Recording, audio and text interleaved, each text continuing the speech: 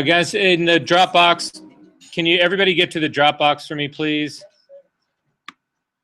In the Dropbox, I've given you a couple of working files for tonight. So they are what I want you to copy to your desktop right now.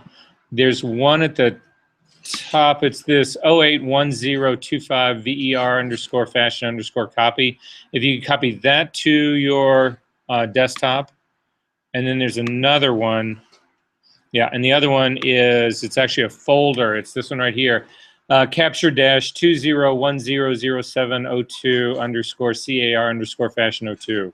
If you copy that also to your desktop.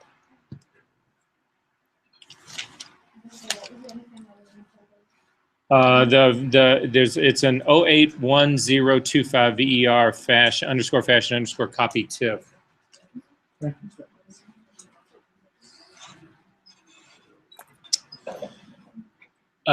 Okay, so I just want to go through a couple of things again really quickly, but I also want to touch on a couple of the things that we were talking about today that are sort of important for how we're going to ultimately work with all this stuff. So has everybody had a chance to get, is the copy happening yet? Have you gotten those two, the capture folder, the CAR Fashion 02 folder yet?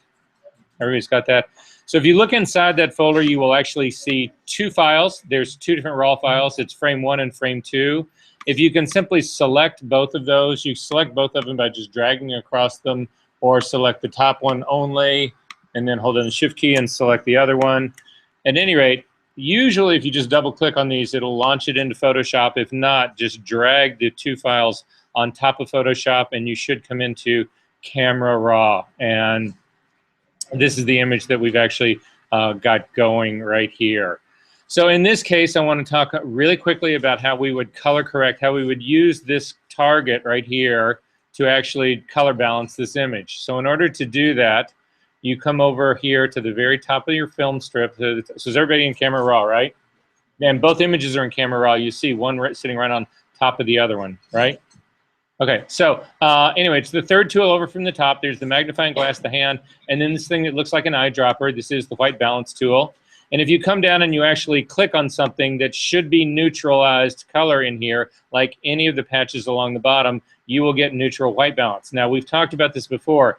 You really shouldn't be doing the whitest of the white patches. You can run into problems there because one or two of the color channels can actually have already gone completely up to 255 in Photoshop, in which case it can't color balance on that. Usually if that happens, you'll get a warning. In this case, I didn't. But a safer place to be is the gray patch that's right next to the red. That's the one I always use. The reason we don't use color balance down here in the shadow, in the darker areas, the 3/4 and shadow tones, is that you don't see color casting in shadows as a rule. You can pick up a little bit, but it's where you really see color casting is up in the highlights. And to prove that, actually don't click on one of those gray, click on the red patch. And you'll see that your image actually kicks over, and you can tell that there's a serious color cast on it. You can see it in her face. But if you look at this girl's sunglasses, you don't really pick a color cast up in there. You don't really pick color casting up in her hair. You don't pick color casting in the black print or of the dress. You pick it up in the white part, but not in the black part. So if you look at the walls here, you see the color casting in the walls, but you don't see anything in the shadows happening right here. So that's why we don't use these tones down here to actually do our white balance. So again, click on the red one if you've actually done that. Okay? This image has now been color balanced. In order to apply that color balance to this other image, you come up to the film strip. There's a little drop-down menu right here. And when you click on this little drop-down menu to begin with, the only options you get are select all and select rated. I want you to go ahead and do a select all. That now selects the second image as well. Then you come up right back to the very same drop-down menu. And now when you come down to this, sync settings is available to you. When you click on sync settings, it will bring up a dialog box and say, what do you want to sync? And there's a series of presets in here. So for instance, you could click on everything and you'll see that all of these every single thing that you could sync is being checked. However, The only thing we've actually changed on this was the white balance, so you could pick that and it would work as well. But at any rate, typically I will go to everything on this because usually what I'm doing is exactly what I'm doing right now. I've made some changes on this one particular image and I want to apply it to the other one as well. So I'm simply going to say everything, and then I'm going to go ahead and say okay to that. And now the color balance that we set here off of this card has been applied to this other image that doesn't have the card in it, which is exactly what we want to do. Back up to the original image that I had here, something that nobody in this class seems to be doing a lot anyway is really working on the tonal issues that are involved in this, the luminance issues that are involved in this. Using that color card, and again, if we didn't have the color card, you could try doing white balance on the building that's back behind here. So for instance, convert your color again. Click on that blue, on the red, or click on the blue patch. I don't care what you click on, something so that you get really weird color. And when you do that, I'm going to turn off my highlight and shadow warning. When you do that, your color gets really weird. If you use the white balance tool on the building, because the building in theory probably should be gray, and again, you get to a pretty neutral color balance. You can probably pervert the color again and do something. I wouldn't go with this really hot spot on this girl's white shirt right here, but someplace else in here probably also is a relatively neutral color.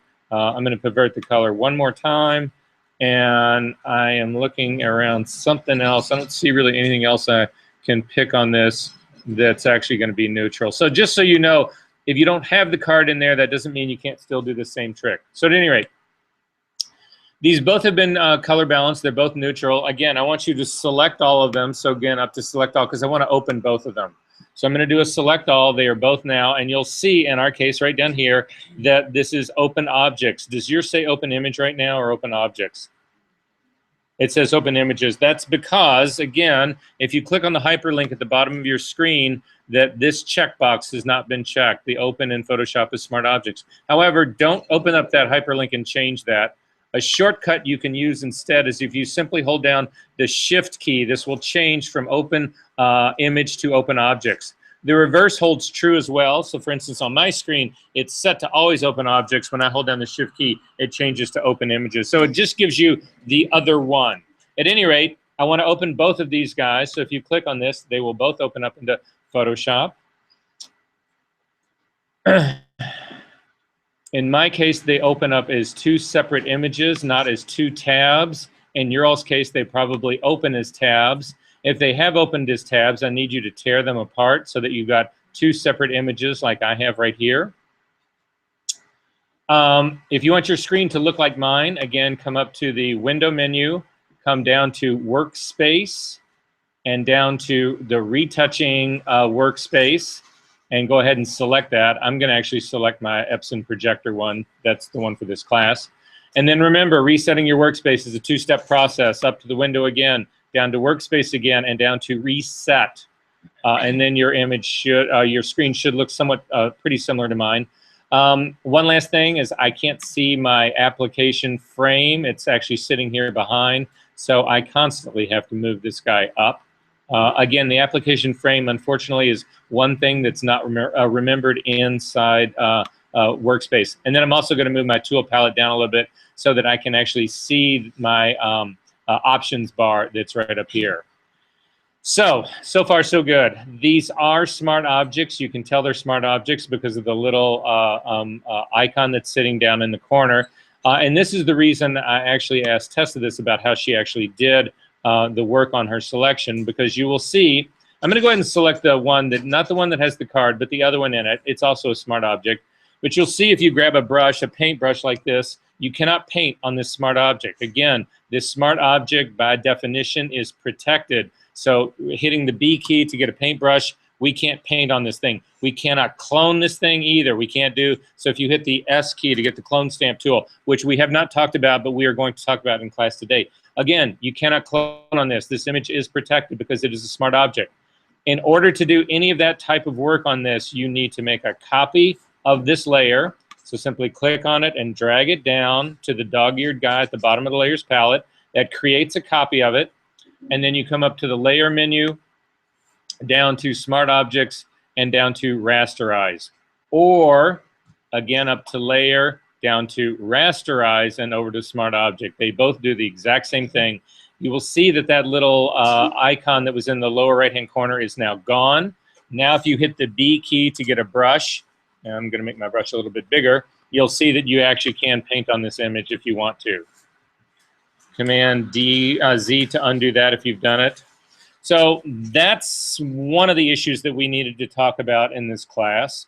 The next issue that we needed to talk about, and I was a little, if you've made this copy, do me a favor, throw that copy away. There was a question about how you guys would actually sharpen up the figure. So let's say that we want to sharpen up the figure, but we want to make the background actually more blurry. That's going to be our goal in this. And it was there was a lot of talk about, or about making something more contrasty or less contrasty as far as that part goes. I'm going to actually suggest that we do this. We haven't, yeah, we'll do this. Let's go ahead and do that again. Copy this guy again by simply dragging it down. However, before we actually change this or rasterize this, we can actually, no, let's go ahead and rasterize it. I'm sorry, I don't want to get you guys too confused. So up to the layer menu, down to smart objects, down to rasterize. So a lot of people said that they would just put a curve on this thing. So let's actually do that. We'll put a contrast curve on here. So click on the adjustment layer at the bottom of your layers palette, up to curves. To create a contrast curve, it's basically an S-shaped curve. Again, this is a curve. We'll remap our tonality in this. If you simply click and drag down, and these are actually called, where I'm at right now, these would actually be considered the 3/4 tones down here, and start to drag them down, you can see that the darker areas actually get darker. Well, everything gets darker right now because we've only got one point. But now if I click on a point that's up in the quarter tones up here at the top and drag it slightly up, this clearly has got its more contrast. And because what's happening is I'm saying I want these areas down here, the darker areas down here to be made darker, but then I'm saying, but I want the lighter areas up here to be made lighter. So if you actually make darker areas darker and lighter areas lighter, that's an increase in contrast. If you want to see the difference in that, you can turn your eyeball on this layer on and off, and you can see the difference that it actually has created. However, if you wanted this to only be, let's say we only wanted the contrast on the building. We did not want the contrast on the girl. We just wanted to make the building snappier like we did right now. In order to do that, you would have to hide this curve from the girl. You want to let it happen to the building, but you want to hide it from the girl. So there's a number of ways of doing that.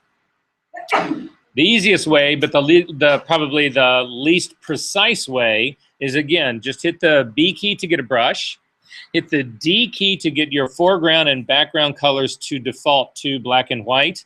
If white is your foreground color like mine is, you hit the X key to flip those colors. If you can't remember the keyboard shortcuts, just remember that the little icon that sits right above your foreground and background colors, if you click on that, it does the same thing. It defaults your colors to black and white, and then this little double-headed arrow will actually flip those colors back and forth. But again, D key and X key do the work for you and do it much faster. And I've already told you guys, and I promise you guys, I'm not the keyboard guy here. There's a few of them I use. So anyway, I'm not going to kill you with keyboard shortcuts. But those are two you use every single time you work. So at any rate, if you've got your brush selected, again, the B key, you need to come up to the drop-down menu right here that's in your options palette. That's why I need to be able to see this area up here. And up in this options palette, you can see that you can actually have a soft brush. That's what hardness is. Or a 0 hard brush is a very soft brush. A 100% hard brush is a very hard brush. 50% hard brush is right in the middle. And that's where I'm going to pick mine. I'm going to do something right in the middle. It gives me a little bit more of an edge to work with, but it still won't be absolutely apparent where I do this. To get rid of that flyout menu without making a mark on your image, I always click in this area right up next to Adobe Photoshop. It just gets that flyout menu to go away. And then I'm going to come over to my image. I'm going to temporarily zoom into my image. No, I take that back. I'm not going to. To change your brush size is another keyboard shortcut that I do use as well. If you can't remember this, you can actually simply go up to that same drop-down menu and change the size of your brush. But then it gets to be really difficult. You're constantly going back and forth trying to see the size of your brush. But at any rate, I'll leave it up there about like that. The other way of doing it to increase and decrease your brush size is the bracket keys just to the right of the P key. The key that is just to the right of the P key, which is the opening bracket, makes your brush smaller. The one that's just to the right of that, the closing bracket, makes it a little bit larger. with black as your foreground color and that brush selected, you also need to make sure that your blending mode of your brush is normal, that the opacity is 100%, and that the flow is 100%. And then you can come over to your curve and make sure that this layer mask, this curve is this mask right here, because what this mask is going to do is wherever this mask is white, this curve is going to be impacting the image. Wherever this mask is black, this curve has no impact on the image at all. So I'm simply making sure that I've got the mask selected. It's the brackets that sit around that mask that tell me that it is selected. I come onto the image like this, and I can simply paint the girl back in. And so this is now removing the contrast from her, and life is grand. It gets a little tricky going after her arm here, so I'm going to make the brush a little bit smaller, and I'm going to come down and paint on the arm. If you want to see the work that you've actually done, you hold down the Option key and you can click on your mask. This is what my mask actually looks like right now. And you can see it's not very precise. I've missed a whole area here in the middle, but it's still not as precise as it could be by a long shot. So we are going to talk today about how to make a sharper, better mask as far as this whole part goes. So if you've done that and you want to see your whole image again without this thing on, you again hold down the Option key and click on the mask, and it goes back to your whole image. Now when you turn this image on and off, you will see that you've bumped up the contrast on the background, but you haven't done it on the girl. Make sense? Okay, if you've done all this, I'm going to actually ask you to select this mask again and fill it with white. In order to fill this with white, again, another keyboard shortcut we've talked about in this class, so I'm just going to mention it again.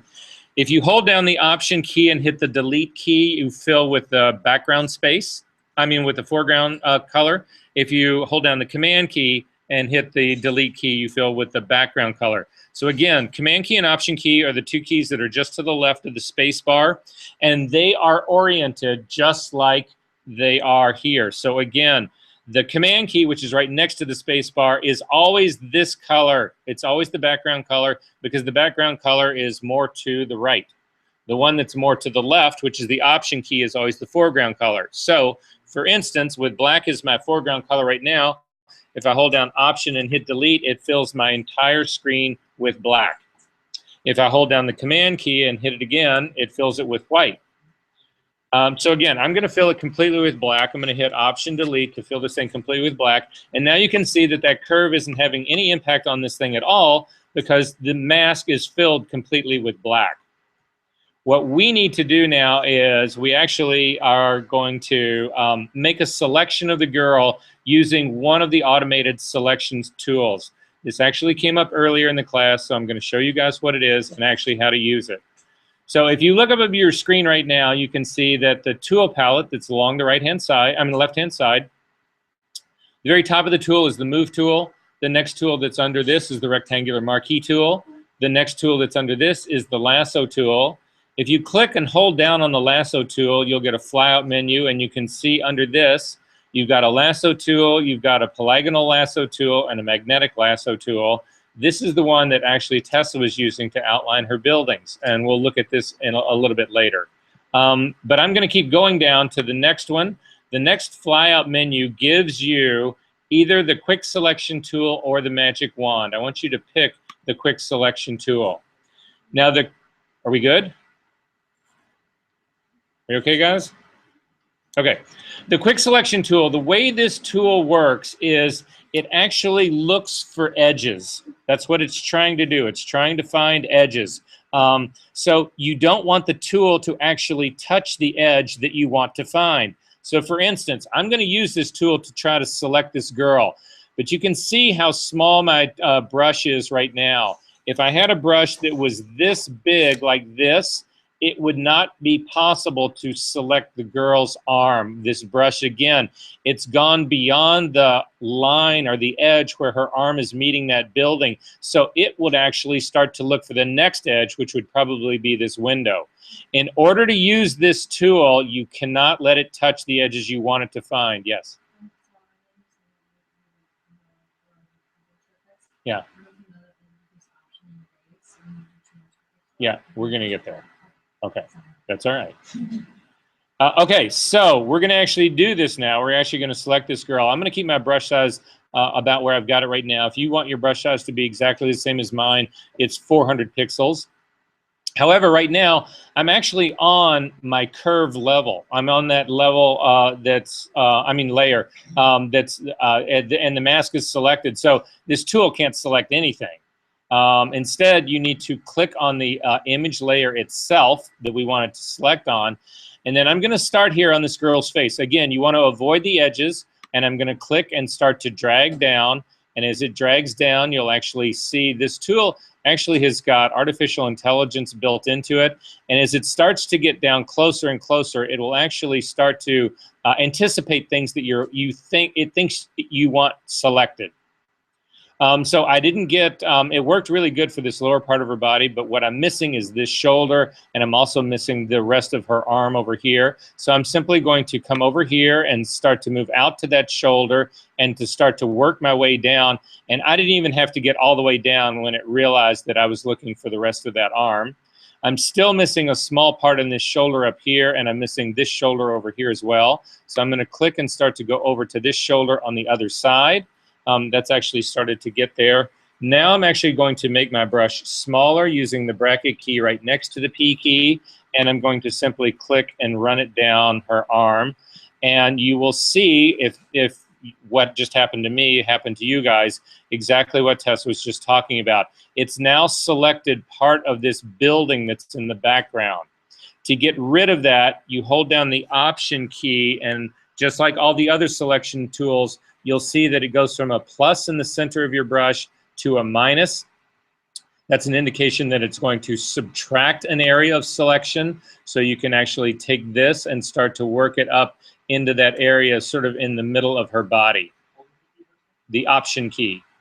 If you can't remember that, if you look up here at the top, there's also a version of the quick selection tool you can see right here.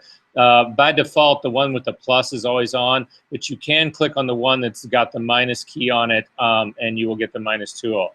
Now, I want to zoom in a little bit to see what I'm really doing on these shoulders.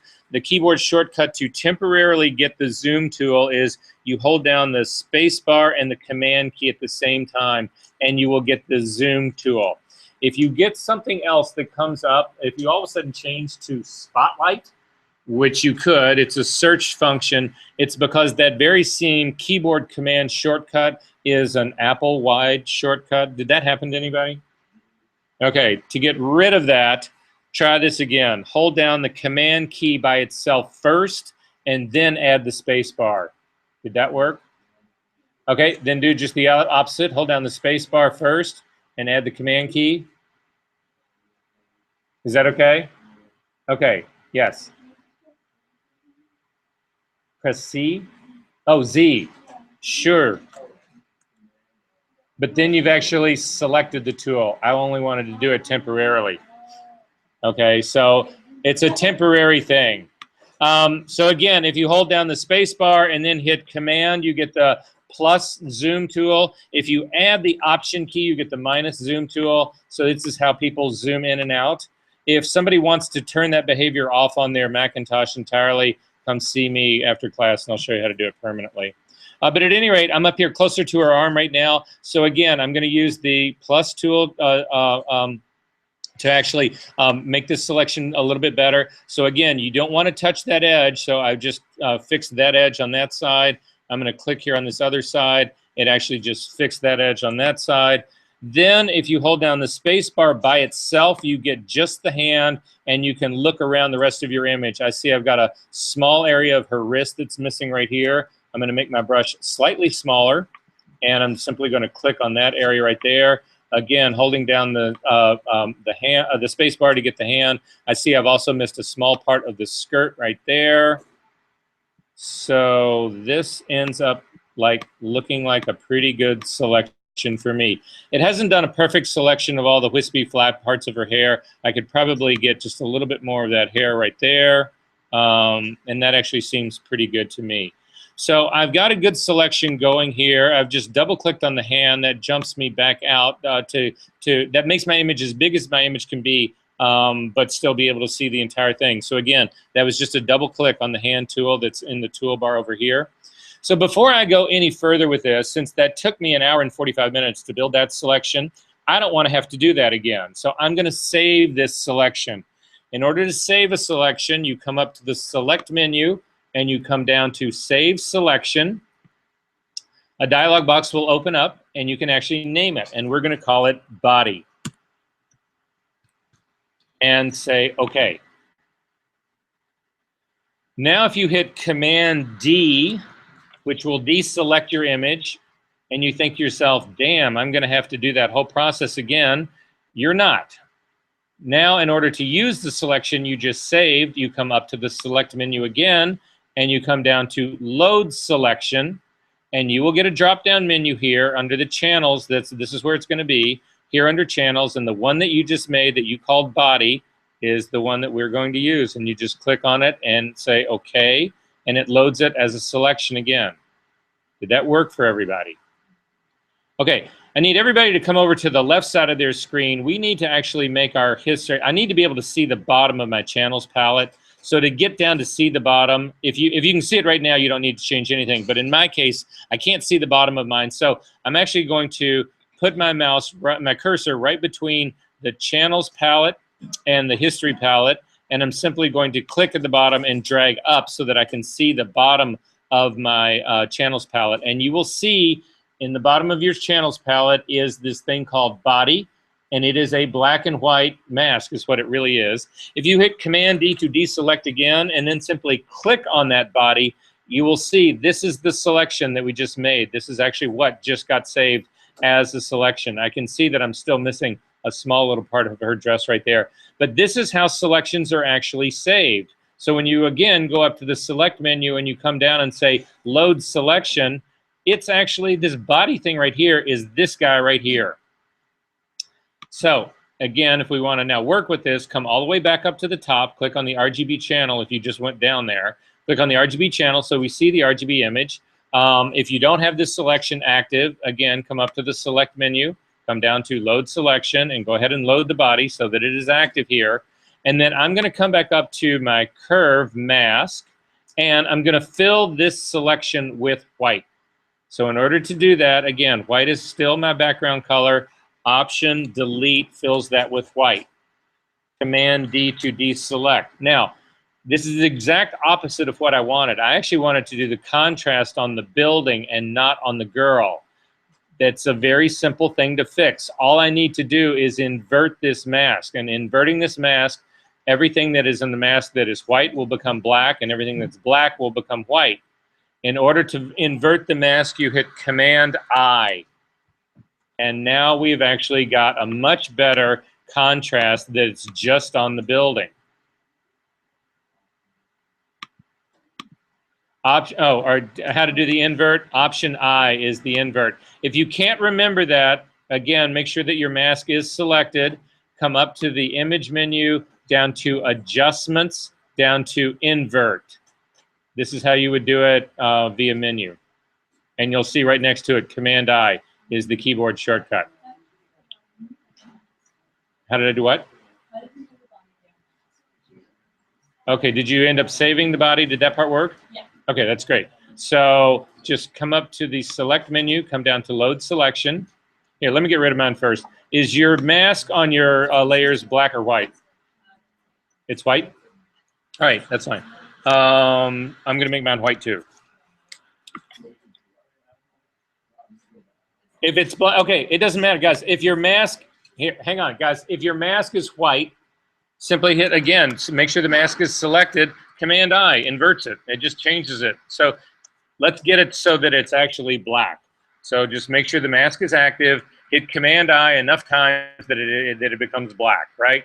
It'll just trade back and forth between white and black because you're just inverting it. Okay.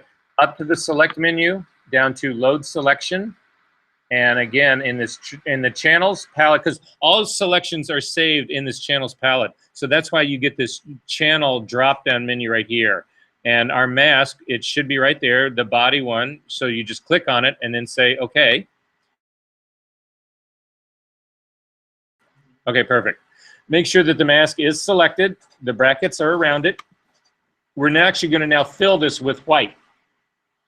So, and again, in order to do that, There's a couple ways of doing it. Because white is my background color, holding down Command Delete will fill with background color, whatever it is.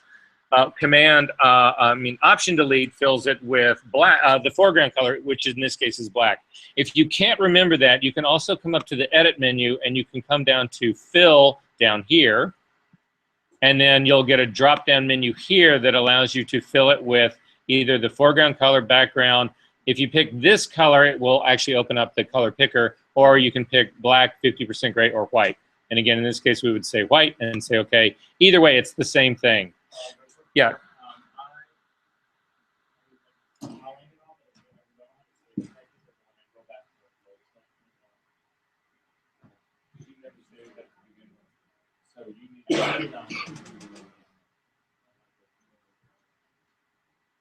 Oh, yeah, so you've got an extra selection. Yeah, so come up to the select menu, you have save selection. And it's called body.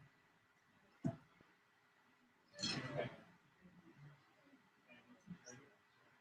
And then so that can Command D to get rid of it. Now to get it back again, come up to the select menu, have a mode selection. Drop down menu, channel computer, say okay. Okay. So my problem right now is this is exact opposite of what I want. I've got the contrast on the girl because the girl is the white area of my mask. And then it's not on the building because the building is being covered with the black part of my mask. So in order to invert this, first you hit Command D to deselect. You don't want that active selection going. And then hit Command I to invert it. And now you've actually got, again, if you take a look, if you use your eyeball to turn this on and off, you will actually see that there is no contrast happening on the girl because this mask is blocking that off. However, there is contrast that's happening on the building, right?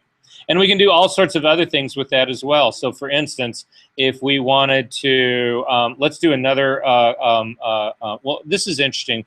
I should show you this one first. If you make an active selection before you put on an adjustment layer, it will build this mask for you. And this is what it looks like. So again, come up to the select menu, come down to load selection. Again, do the drop down and come down to body and say, okay. It'll make the selection for you. Now come down to the adjustment layer icon at the bottom of your layers palette. Click on it and let's go up to hue saturation. And you will see that what it ends up doing is that it actually puts a hue saturation layer on there and it's complete and the mask is already in place. And it's also been deselected. So it's just a way to put one on there automatically. So again, in this case, we could actually change the hue of the girl. So for instance, you could crank this up and make her bluer or greener or that kind of stuff. So Lexi, this would have been the way to actually have done your lip coloring, right? You could have come up with really deep green lipstick, right? And so you could have used the same thing on all of this. So yeah, this is, or for you guys who are looking to do the Halloween invitation picture, here you go, you know?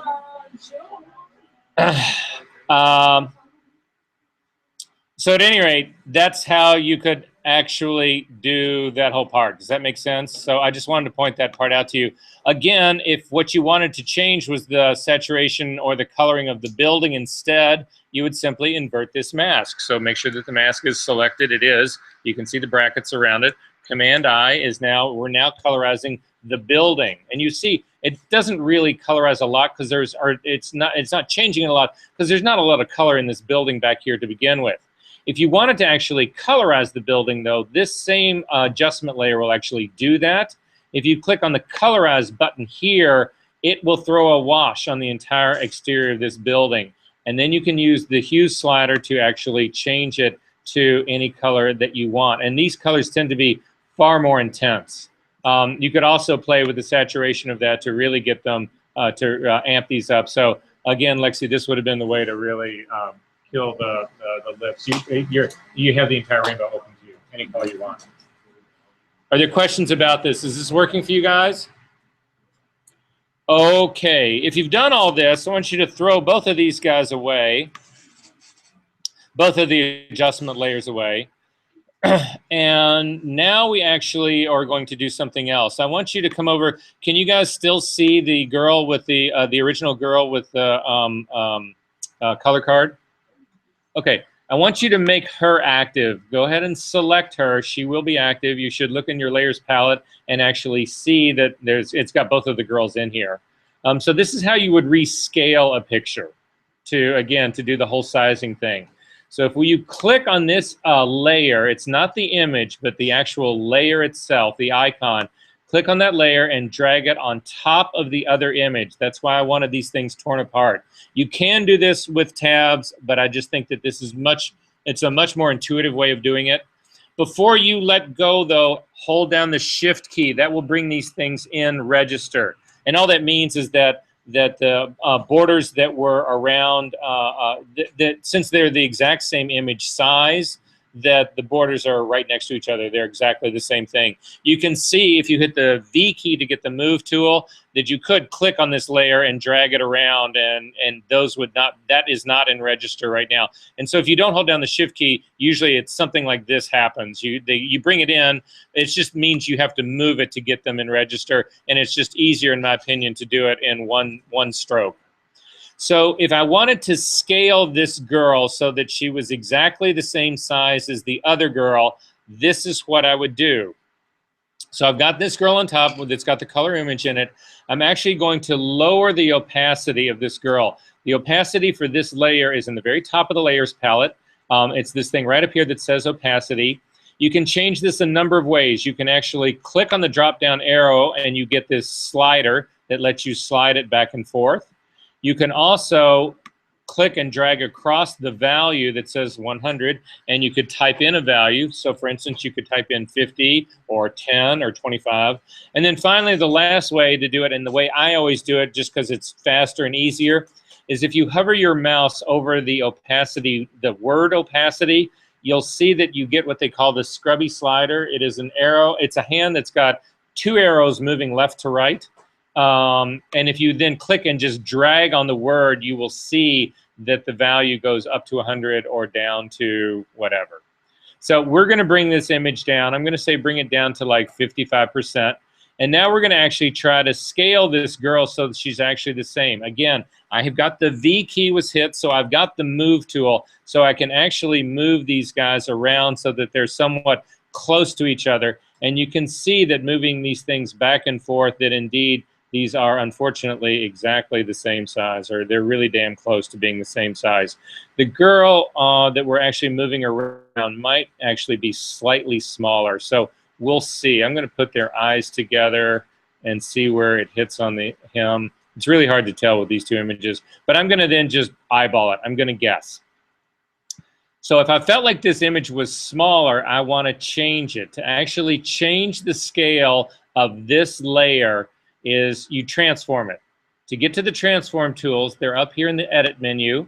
You click on the edit and you come down to transform, and you will see that you can transform all of these different things. You can scale the image, which would be making it larger or smaller. You can rotate the image, which actually would twist it, Dutch it one side or the other. We will talk about skew, distort, perspective, and warp later. I just want you to stay with these first two, with scale and rotate.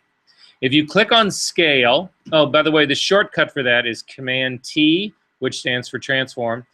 If you actually do that, you will see again up in the options dialog, the options bar up here. And again, I've told you this 1,000 times. The minute you make any change in Photoshop, you should be looking up here at the top to see what's changed up here to make sure that your options are set correctly.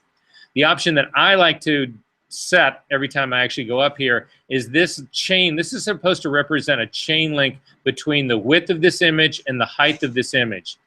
If you leave this image if you don't touch this chain link at all, just come over to your image and you will see that you've got a series, you've got a point here at the corner, you've got another point right here on the side of the image, and there's another point down at the bottom that you can't see, but the one on the side is fine. If you click this and drag it to the left, you will see that you actually change the width of this image, but not its height. And you can look right up here. I've just made this image 76% width, not 100%. So I've just reduced its width by about 25%. The height, though, remained the same at 100%. So the girl gets squished and distorted. If you want those two things to stay connected so that this thing scales and maintains the same ratio, you simply click on the chain link between the two. And now when you actually do any of those changes, you will see as you make her wider, she will actually then also get taller, although that chain link didn't stay connected. So at any rate, typically I do not use these handles to do this. Typically I do the work up here. So I would click on the chain link between the two. Then again, if you hover over either the W or the H, you get the scrubby slider again. And you can slide this thing up to make it larger or down to make it smaller. And I don't know why this is not changing. It should be changing both of these at the exact same time. You should see both of these numbers remain the same. So I'm actually going to scale this slightly up because I think that that's really what's going on here. I think she needs to be slightly bigger. It's not by much. But now you can actually lay one on top of the other and say, yep, that looks to be scaled about right to me. So go ahead and hit the enter key or the return key. That will commit the transform.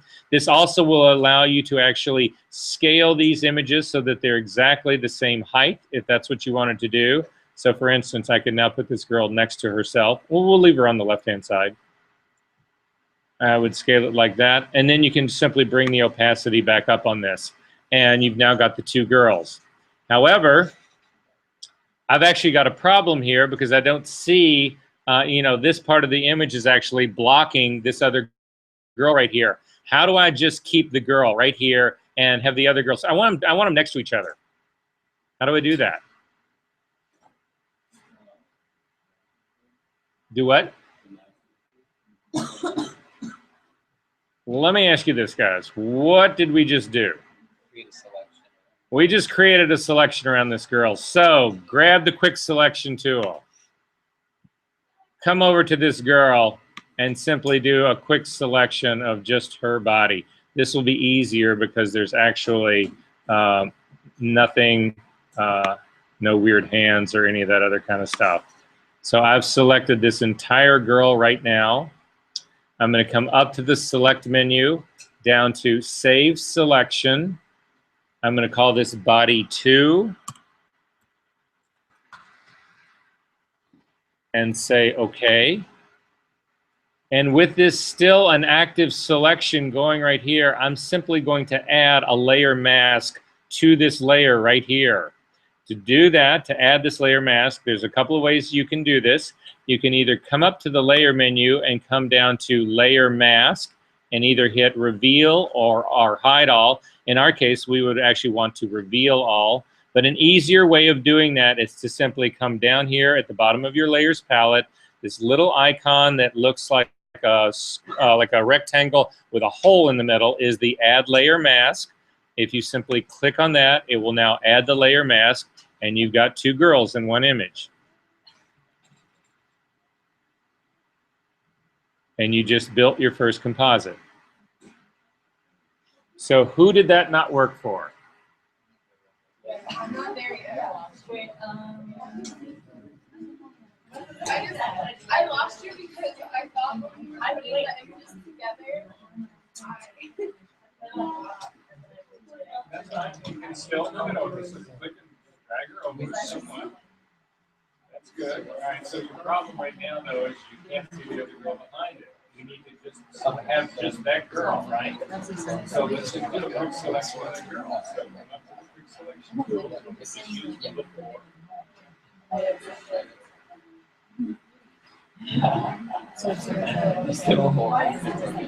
Click and hold that tool down. And you will see a quick selection. And then come over here, drag through this little. You're dragging across the edges. That's why you're getting everything selected. Hit Command D, deselect. Hover over here.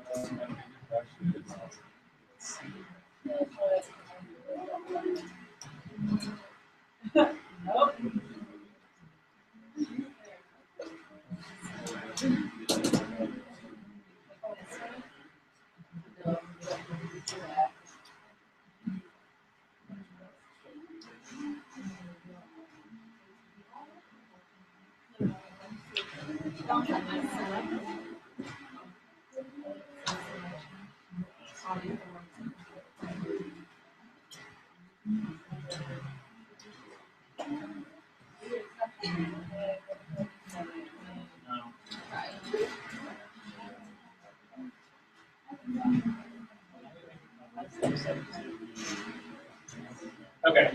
pretty good size right now.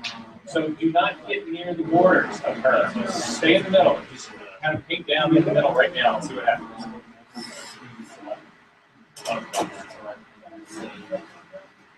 No, we don't have any of her arm. We don't have any of the shoulder. You can see the marching ants. I said don't hit the edge. Okay, you're good now. Stop. All right, you got a good selection going, right? So then this is all. This layer selected. Somebody hit that layer.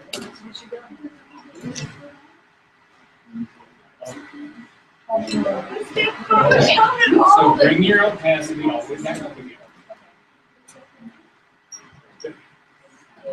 Actually, you've got a selection going here. I'm not sure. Then just take your need to do a deselect. Good.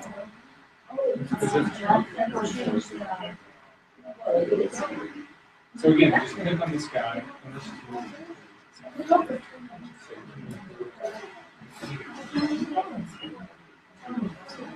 Oh yeah. Oh yeah.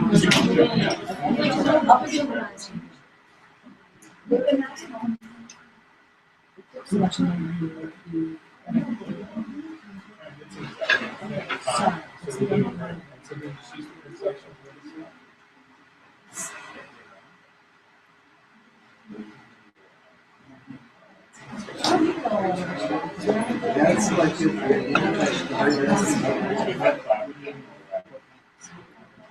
okay, so Just getting there. just throw on I can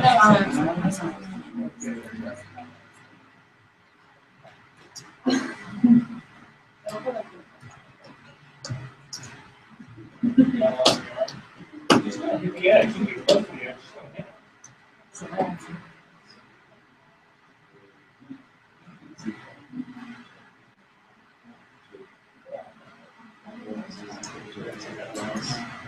You do have your arm, right? Yeah, right. So you're back in the center right now.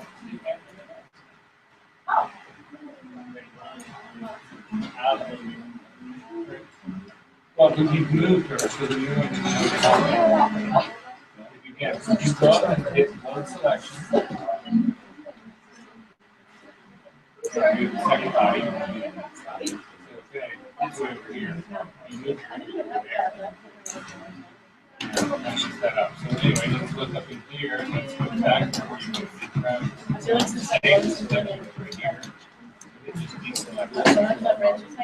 Yeah. So again, it's very, very has to be all the way back. Sometimes I love that body selection.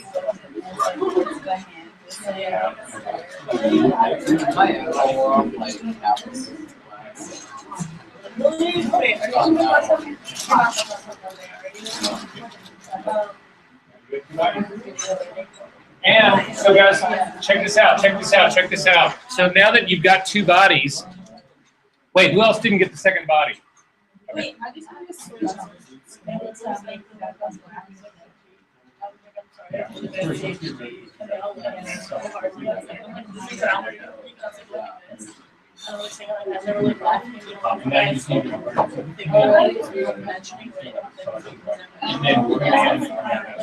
I don't have the attention span.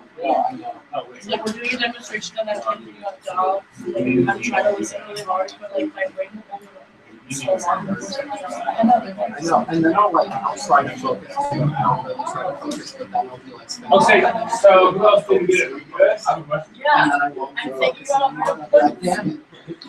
somebody gets it. My friend and I. Yes, you are supposed to have three. Guys, there was a question over here. Should you have three things sitting over in your channels palette? And the truth of the matter is, yes, you should have three things over here. What you've got over in your channels palette, actually, this first, so we have body number one, we got body number two.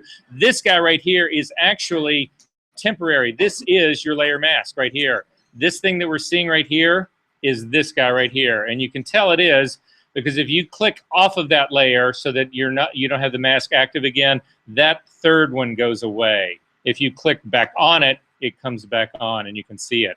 However, once you get these figures knocked out, that's the phrase that we actually use for this, hit the V key, you can actually move them around. Now, the problem that we've got moving this girl around is that you can see, because when I made the mask for her, she was already halfway out of the frame, which isn't really going to help me out a whole lot, right? So instead, I'm going to ask you to throw this away, the mask that you just did, and instead, we're going to knock out this other girl. We're going to knock out the girl who's still right here. So to do that, again, you haven't moved this girl at all. This is the original girl, the original contrast girl that we were working with, the girl without the card. Come up to the select menu, come down to load selection, and come down to body. She was the original body without a number, and say okay. She has now been loaded. This is now active. And then add a layer mask to this. Simply click on it and it'll throw a layer mask on there. Now, you can't see that anything has changed because the layer underneath it is identical. But if you turn that layer under it off, you'll actually see this girl has been isolated. This layer mask has isolated this girl. So does everybody have an isolated girl? No? All right, so if you go to the original body selection, it's isolated. Just turn off the, you can't tell because you've got that guy on. But this mask needs to be inverted.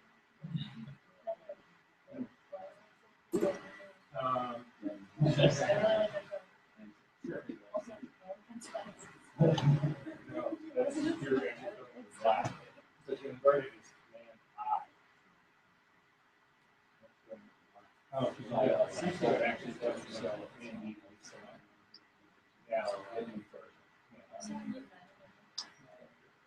All right, so everybody's got the solo girl, right? Nope.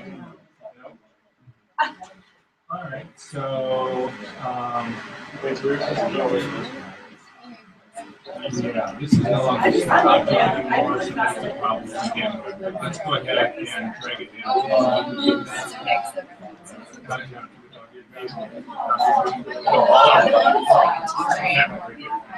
That makes it a copy. Okay, and then you have to use the button selection.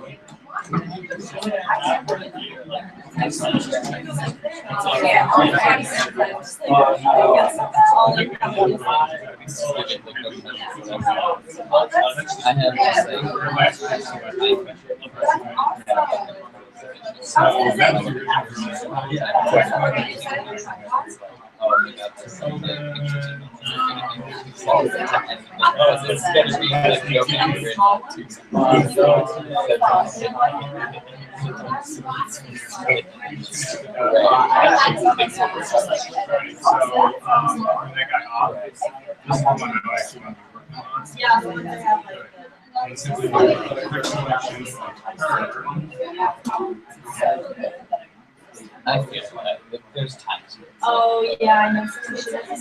Oh, on top of it, Yeah, they don't have to work. It's just soft.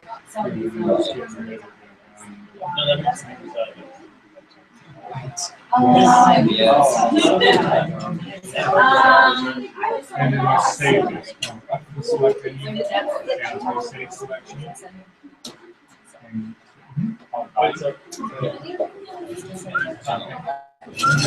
been saved down there. So we're actually going to use it now. So again, drag this layer 0 down to the log your guide and duplicate it.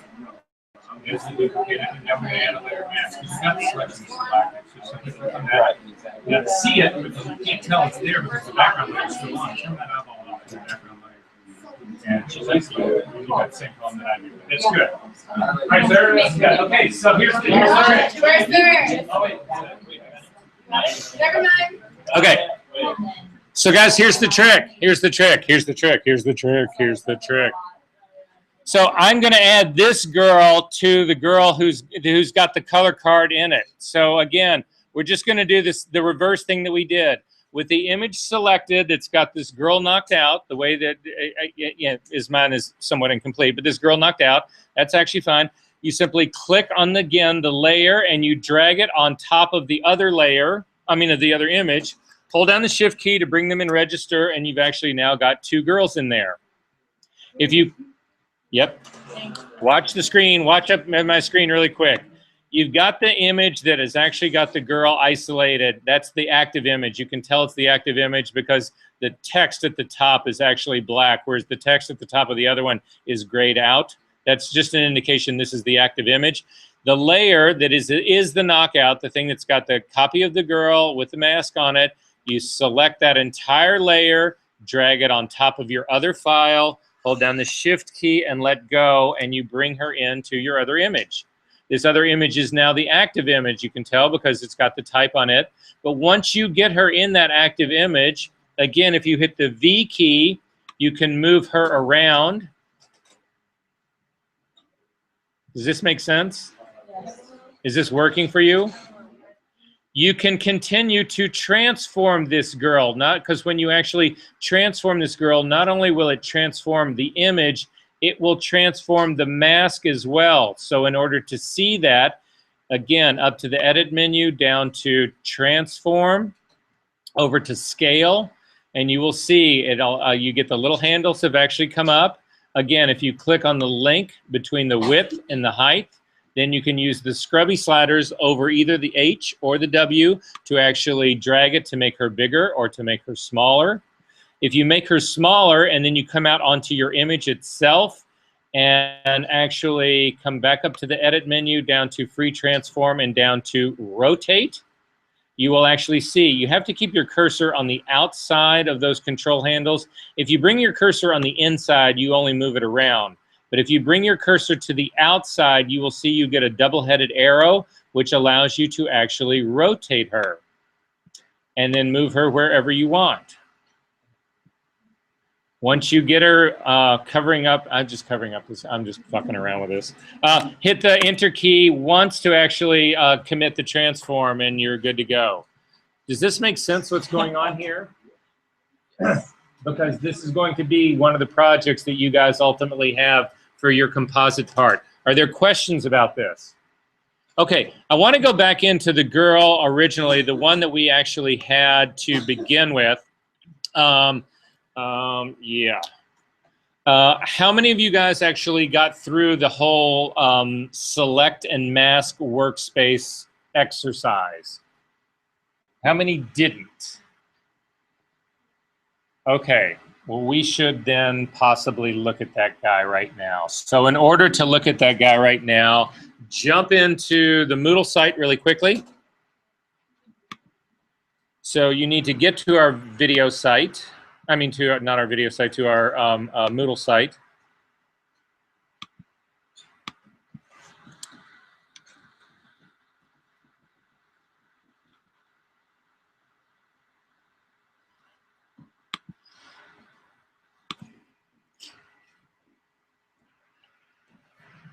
And once you get to our Moodle site,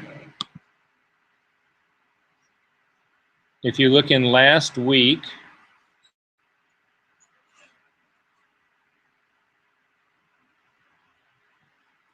last week, there are 2 videos right here. These will actually, if you click on any of these, either of these links, it's part 1 and part 2. They will actually take you to a Deke McClellan video. They're both about 7 or 8 minutes long, so it doesn't take that long to do it, on lynda.com. So if you just click on it, it'll take you to lynda.com. You have to log in, and if you don't know how to do that, you need to post that you don't know how to do that in our excuse me, do you know how to form. But at any rate, this is the practice file right here that he does in these 2 videos. But if you click on this select and mask practice file, we are going to do a quick version of that right now in Photoshop. So if you click on that, it should download that to your download folder. And then hopefully it will actually also open it up in Photoshop. Did that happen for you guys? See or no? Well, have you downloaded the file yet? Well, download it here because we're going to do it right now. So again, the select and mask practice file.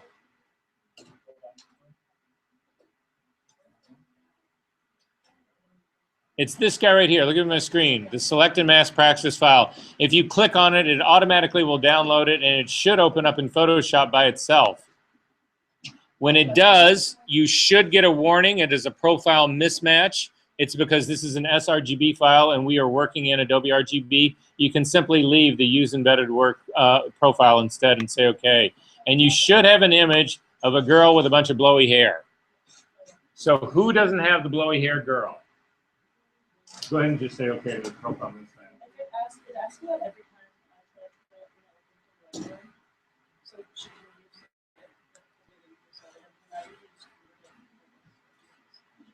You should be opening your files out of Lightroom as smart objects. You should never see that because that should never be an issue. It comes up for me too because it's Pro Photo versus RGB, and so I have to like convert it into RGB when I Into Adobe RGB. Right. I think it because you've got Lightroom set up to actually kick it out as a Pro Photo. Right. Yeah. Put a note in the just post it in the. Excuse me. Do you know how to? Okay. I'll show you how to change that so you don't have to keep doing this. Yeah, That would be great. Yeah. Okay, so here it is, guys. Here it is. So typically we could do the exact same thing that we did on our other one. If you come up to you need to have make sure that the layer on top that is actually called hair is actually selected. Come over to the quick selection tool. And again, make sure, when I kept saying you don't want to cross the edge, this is what I mean by this. You can get really close to this edge. Look where I'm at on this girl's face. You can get close to this edge. It will find it. You can't go over the edge. That's all I meant to say. So it's not like I'm saying you can't get close. You can get damn close to that edge. You just can't cross it, because once you cross it, it's not going to try to find that edge. It's going to look for the next edge somewhere out here out in space. So if you simply click on this girl and you can come down and you start to get a reasonably good selection of her. Again, I'm going to stay away from the feathery part. And this is sort of what I've got going of the girl. This is the selection that I've got, that I've begun to make of her. And it goes relatively quick. Again, I would avoid the feathery hair parts. You don't want to be in there. If you now click on the Add Layer Mask, you will see that some of the beach comes through. Now, I don't necessarily call this the best of all possible masks.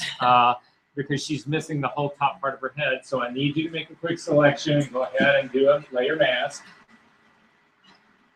So quick selection tool. Select the girl. I have a girl already. She's got marching ants. Okay, fine. So then again, add layer mask. There you go. That's okay. That's okay. You go. This is really an interesting haircut you got going on. Yes. Okay. Person is laughing, killing me. It's so bad. I'm emotionally, physically, romantic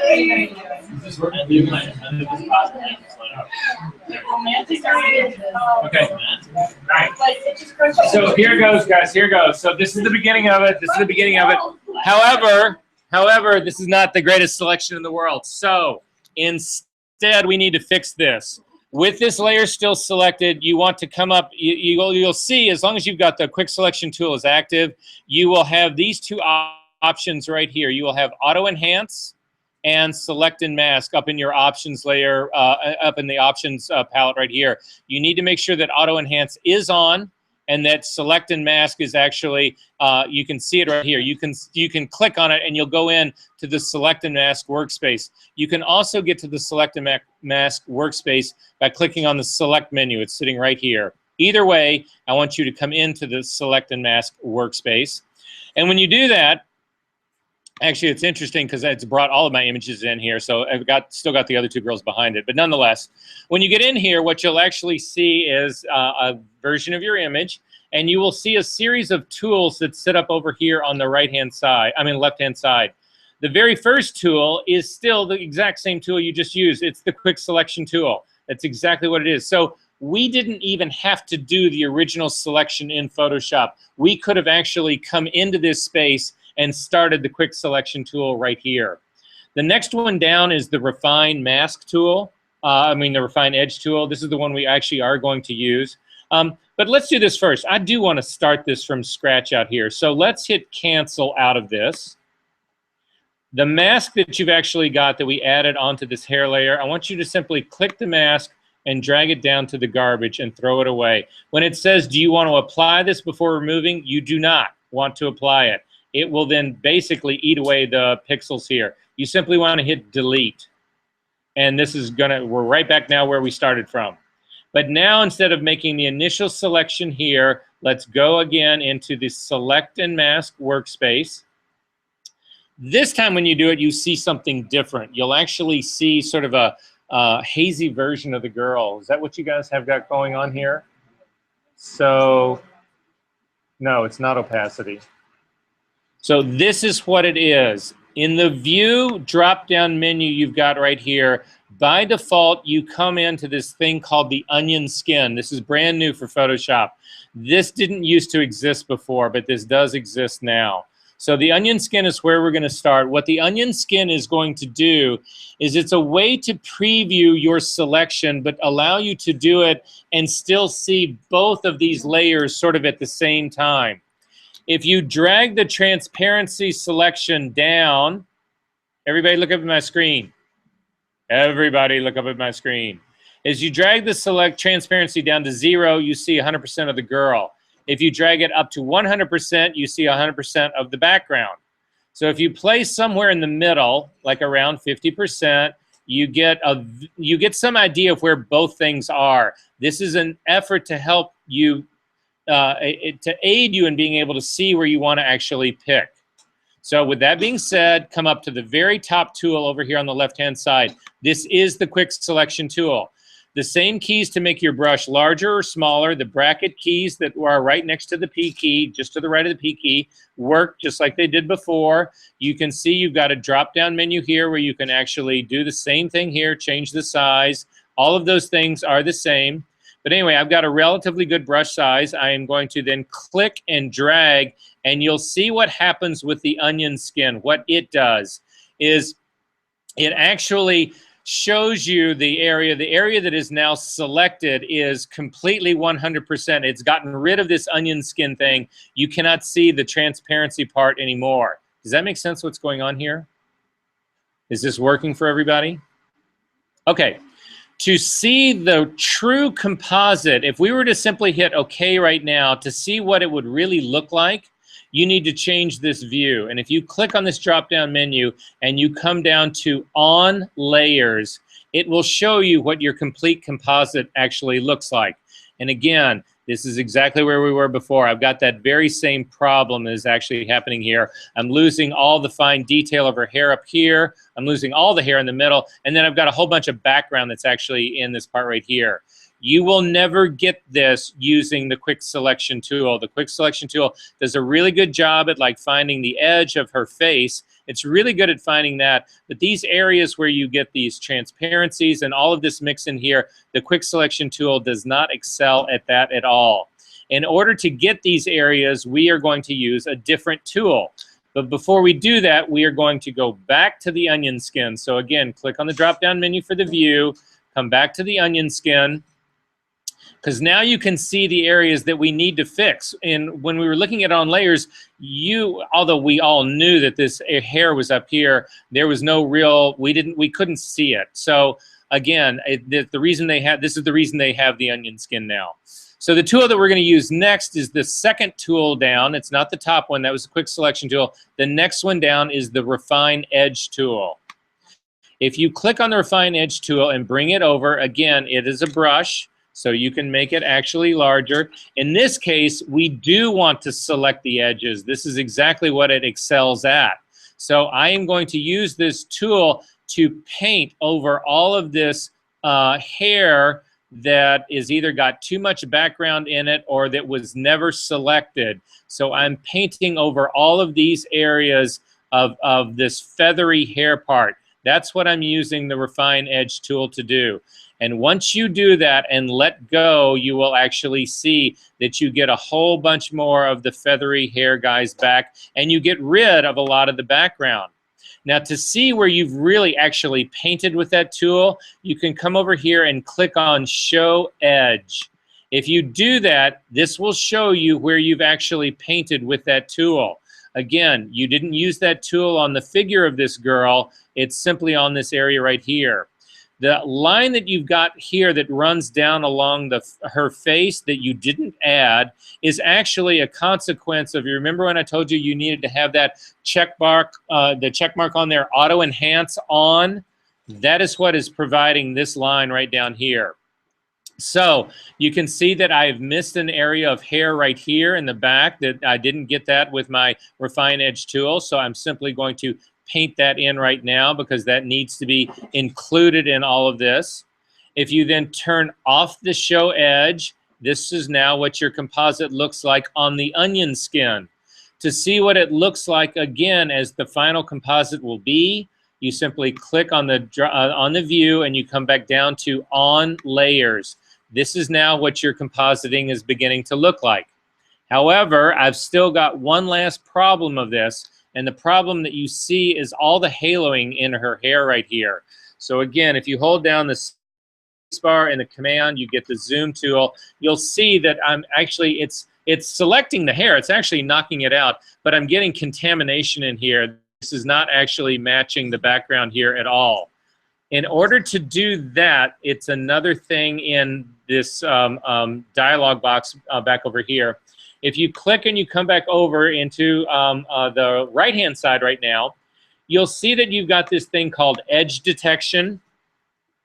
Edge detection simply will look at a selection that you've got made and make it larger or smaller. We don't need to do that because we've actually used our tools to actually build a good edge detection. So you can collapse the edge detection part right here.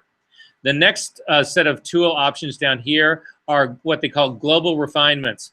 What global refinements will do is they'll actually change the quality of the edge. So for instance, if you were to click on feather and drag it out, you'll see that it actually blurs the edge around your selection. It blurs all of this. We don't need to do that. We've got actually a really good selection going here. So I'm dragging my feather all the way back again. I'm not going to change that. As a matter of fact, I'm going to collapse the global refinements as well.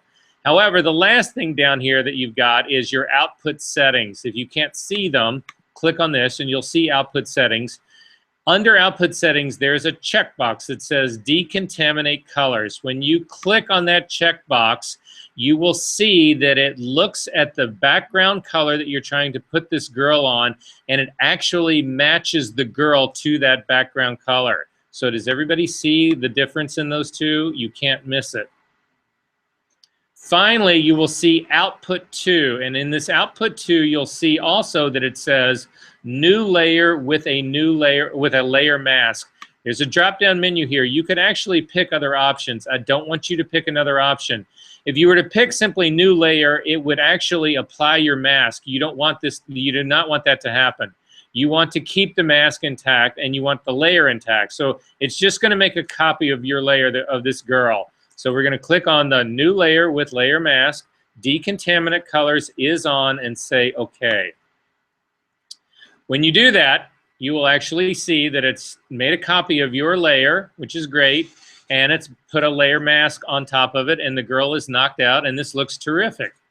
Now, there are other ways that we could go in and possibly refine this a little bit more, but for the most part, this actually started out pretty good. However, I want you to hold down the Option key and click on your layer mask.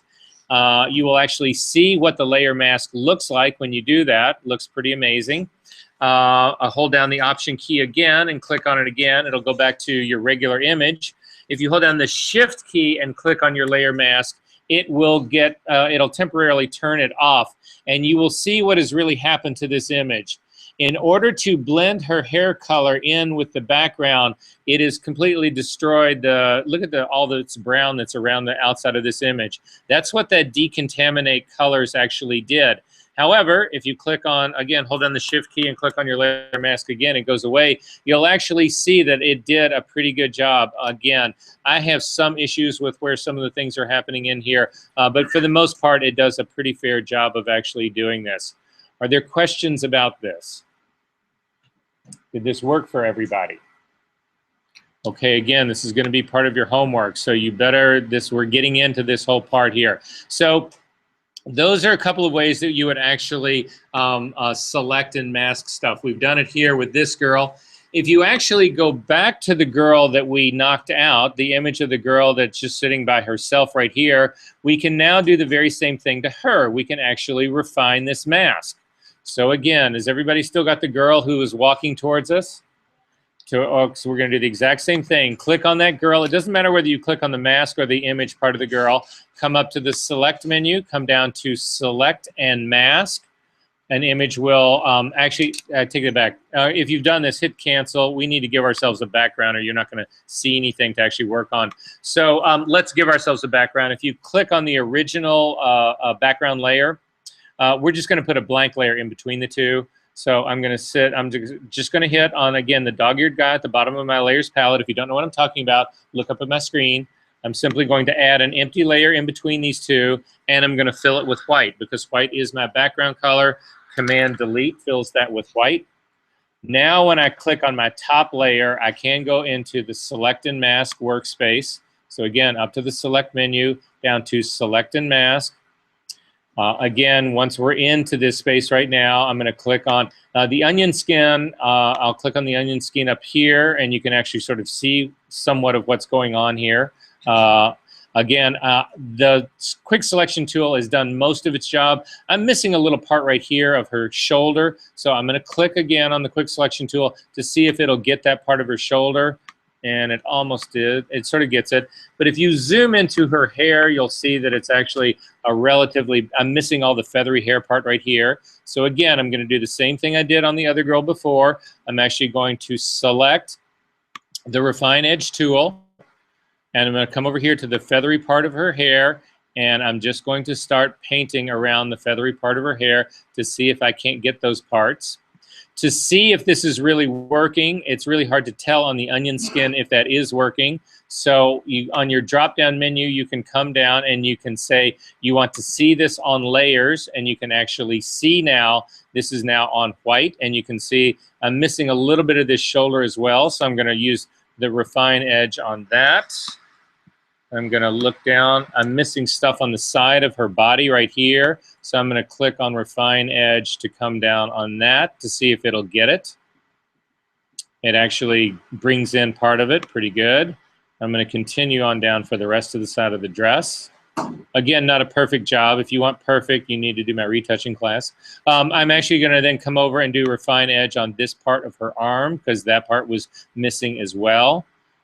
And again, it brings back a little bit better here. It feels somewhat better as far as that part goes. It looks like I've got a little too much on this side of her other arm, so I'm going to click and drag that back as well.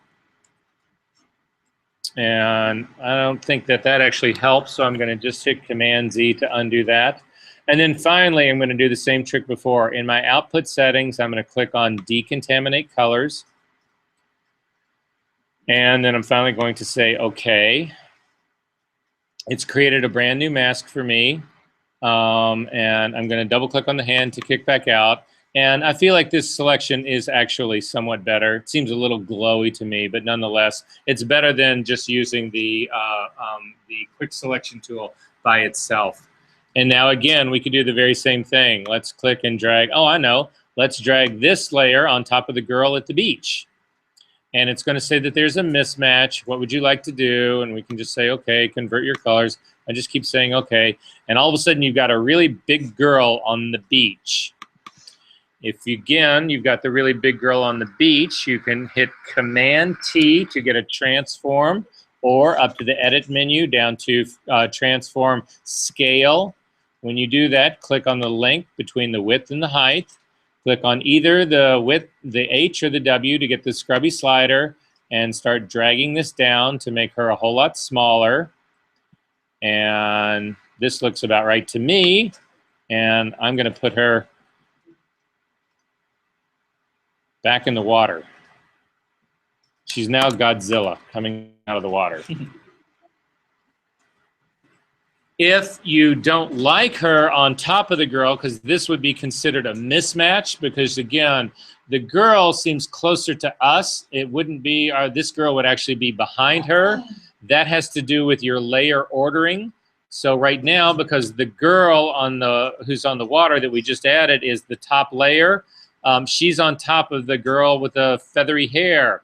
To change that, simply click on the layer of the girl and drag her down underneath the feathery hair girl, and now she's behind her. Is this working for you guys? Are we good on this? Okie dokie. So I want to show you, we're going to look at a couple other things right now, but I want to make sure that you understand the homework. So we're going to look at the homework really quick. If you can, you don't need to save any of those things. Come over into the Moodle site to look at where we are right here. I'm going to drag up, and so this is going to be the assignment for this week. So the assignment for this week is compositing part 1. So if you click on this and open it up, it's going to say there's 2 parts, 2 shooting assignments for this. So you're going to make 2 different montages for this. One's going to be a seamless one. The other is going to be made by either expanding the grid or the frame.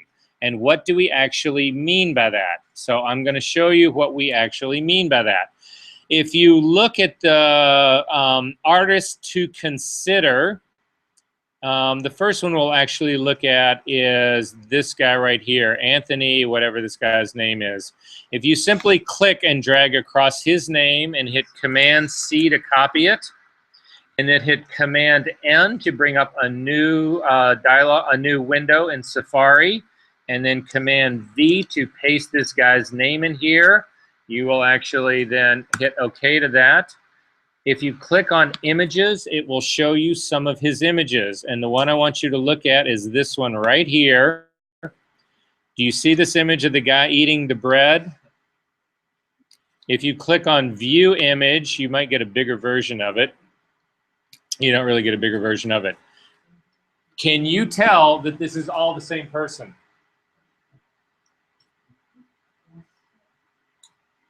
All the same guy. How did they do this? This is a composite. How did they do this? You would be so wrong. And if you do it that way, you will so challenge yourself, you'll hate your life. So this will be worth listening to, because I'm going to tell you how to do this. This is going to be one of your assignments, and you need to think about this, all right? So any ideas? Mira, how? We took 7 pictures of the 7 or 9 Right. the 7 images, Right. and then lined up the rock, how we wanted the rock to look with inside the images, Right. and expanded the image. So like when we did expanded the canvas on the background of the image, then we had more images. And how did he get everything to line up so well?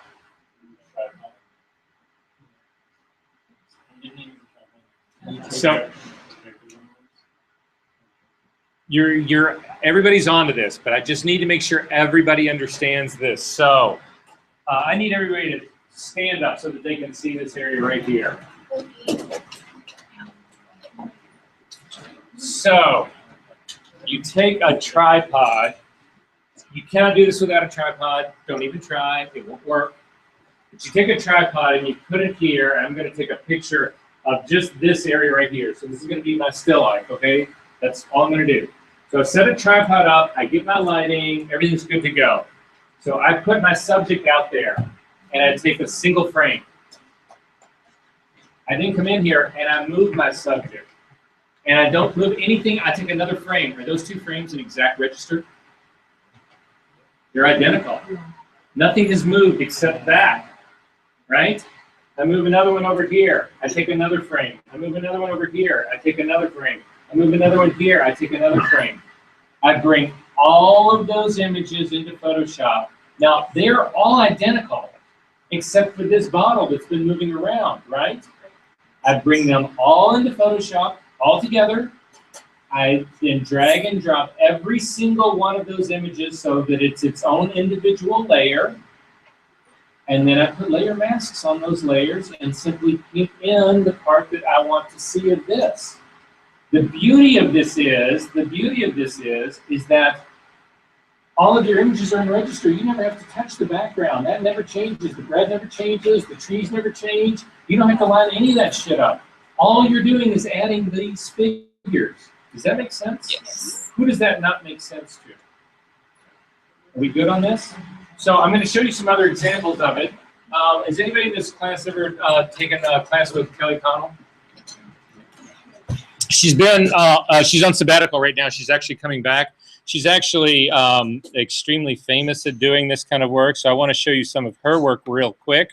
So again, if you've opened all of this up, you can simply click to get rid of that guy and simply drag and click across Kelly's name. Again, Command C will open that up. Command N will open up a new window. Command V will paste that in. Go ahead and then you can actually, I just hit OK. And then again, click on images and it will take you to some of her images. And if you guys, did you guys get to Kelly Connell? Okay. If you click on this image right here, you would say to yourself, twins, right? It is the same person. Click on this, same person. Click on this, same person. It's all the same one person. That's perfect. It's not her. This is not a picture of her. This is actually one of her most famous pictures right here. This is actually a really beautiful image. Same person. And she is doing it this exact same way. So again, you see in this situation, because there's a tripod that's actually on there, she doesn't have to worry about her mask being perfect and exact because the backgrounds are the same. So if you do this and your backgrounds are in register, when she's painting over to add, let's say that this is the girl and this is the background. The backgrounds don't change. She just has this girl turn around, she shoots this picture, they're identical. She puts her mask on this side right here. It's just that she could damn near draw the mask with a lasso tool and just drop it out like that because the backgrounds are in perfect register with each other. Does that make sense? Yes. You want us, like, with regards to have people touching each other? Like, we have to- If you want to, it's really ambitious to do that. Well, that's a lot. I mean, I've done this, so. Chew out, what is it? Bite off what you want to chew? Yeah. It's entirely up to you. That is not what I'm asking you to do in this. I'm not asking you to do stuff that's as sophisticated as this unless you want to. But what is important to me is that if you understand what's going on here, how this is done. Because if you don't, you're not going to be able to do the assignment and then you're going to flunk it. I don't want that to happen. Are we good on this? Okay, so that's one thing. That's one of the two you're going to do, and you're going to shoot for this. So again, tripod, 5, 6, 7, 8, 10 frame, however many frames do you want, where the backgrounds are identical, only one thing is moving around. It doesn't have to be a person. It can be an object. It can be whatever. But then you use this whole layer masking. Is there anybody in this room who's not really sure how to get all of these images into Photoshop and get them all to be layers? Are we good on that? Okay. How many people, are we all good on doing layer masking? We're good about that part too? Again, the real sophisticated masking we just did, again, and it's doing composites like this, they don't need to be anywhere near that sophisticated. Now, if you get people hugging on each other and touching each other, that's a whole different realm. That's a whole different realm. But anyway, that's still how she's doing it. Make sense? Okay, so then there's a second one that I want you to do as well that you're going to have to shoot for. Again, I'm going to go back and take a look at our Moodle site and at the assignment right here. So that's going to be the first one. Again, and it's what they're calling right here. You're going to make this one, and it pretty much reads it out for you here. Establish a spot which you can photograph the same place at different times. They actually do this different times of the day. I'm not asking you to do this different times of the day, but that's what there's actually going on here is the reason that they're actually talking about this. But then you're going to restitch these all into a single picture. So you can shoot this all at once. That part doesn't matter to me. But at any rate, the next one down is to consider the frame as a grid and either break it into smaller images or expand the frame. If you click on David, or just Hockney, his name is David Hockney, just double click on this name, Command C to actually copy that name, Command N to bring up a new dialog box, type in the word David, and then Command V to paste that in to get to David Hockney. Again, if you click on his images, he paints as well as he's extremely famous. I would argue more for his paintings than for his photography, but nonetheless. If you want to see his photography part, though, up at the top, click on Photo Montage, and you will see some of his stuff. And the thing that I can show you, this will give you a classic example of Hockney. If you click on this portrait of this woman right here, what you'll see that he's actually done is he has done many, many, many photographs of this person. And then he has, again, brought all of those together into Photoshop and he has sort of like rebuilt this form in a very sort of like cubist way. Does this make sense what's going on here and how he's doing this? So again, it's that same sort of thing. You will notice in here that some of his images, though, are different sizes. You can still do that, doing layer masking in Photoshop. So let's look at another one. This is another really famous one of his that's out in the desert. There's a portrait of him. The desert one's really well known. This the pool is also extremely well known. This is a really, really, really famous Hockney right here. You can also see this is one that he did of trees, that kind of stuff. So you get the idea of what's going on here, right? So in order to actually do that kind of work in Photoshop, one of the things that we could actually consider doing in this, I'm just going to go back into, well, here, let's do it right here. Let's go back into the image that you actually knocked out of the girl, this one that we actually separated of her. If you click on this top layer that we've got going right now, if you click and you actually drag it down to make a copy of it, we now have a copy of her. You can actually move it around to the side. So again, I could grab the move tool and click and drag her over here. So I've got multiple copies. That would be one option in terms of how I could actually do this. Again, you would probably want to do this with different images, not the same one, but I'm just trying to sort of give you some idea of how this could possibly work. If you've done all this, turn off the eyeball on that top layer. On the bottom layer, we're going to change this up completely. Instead of having this complete knockout mask on it, we're going to do a different type of a mask on this. So if you simply click and drag that mask down to the garbage, and do not apply it, you want to delete it. You see the whole girl right here. Oh, and this is actually a version of her that had that decontaminate layer on there. So I'm actually going to throw all this stuff away. I'm going to get rid of all of these. I'm going to start with the original girl again.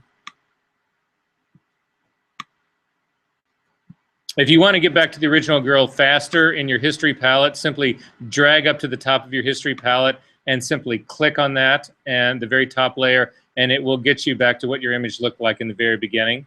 So now I'm going to actually just make a few copies of this image. I'm going to simply drag down to make one copy of it. I'm going to click and drag down to make another copy of it. I'm actually going to click down and make a third copy of it, just so I've got 3 guys. I've got 4 total files right here.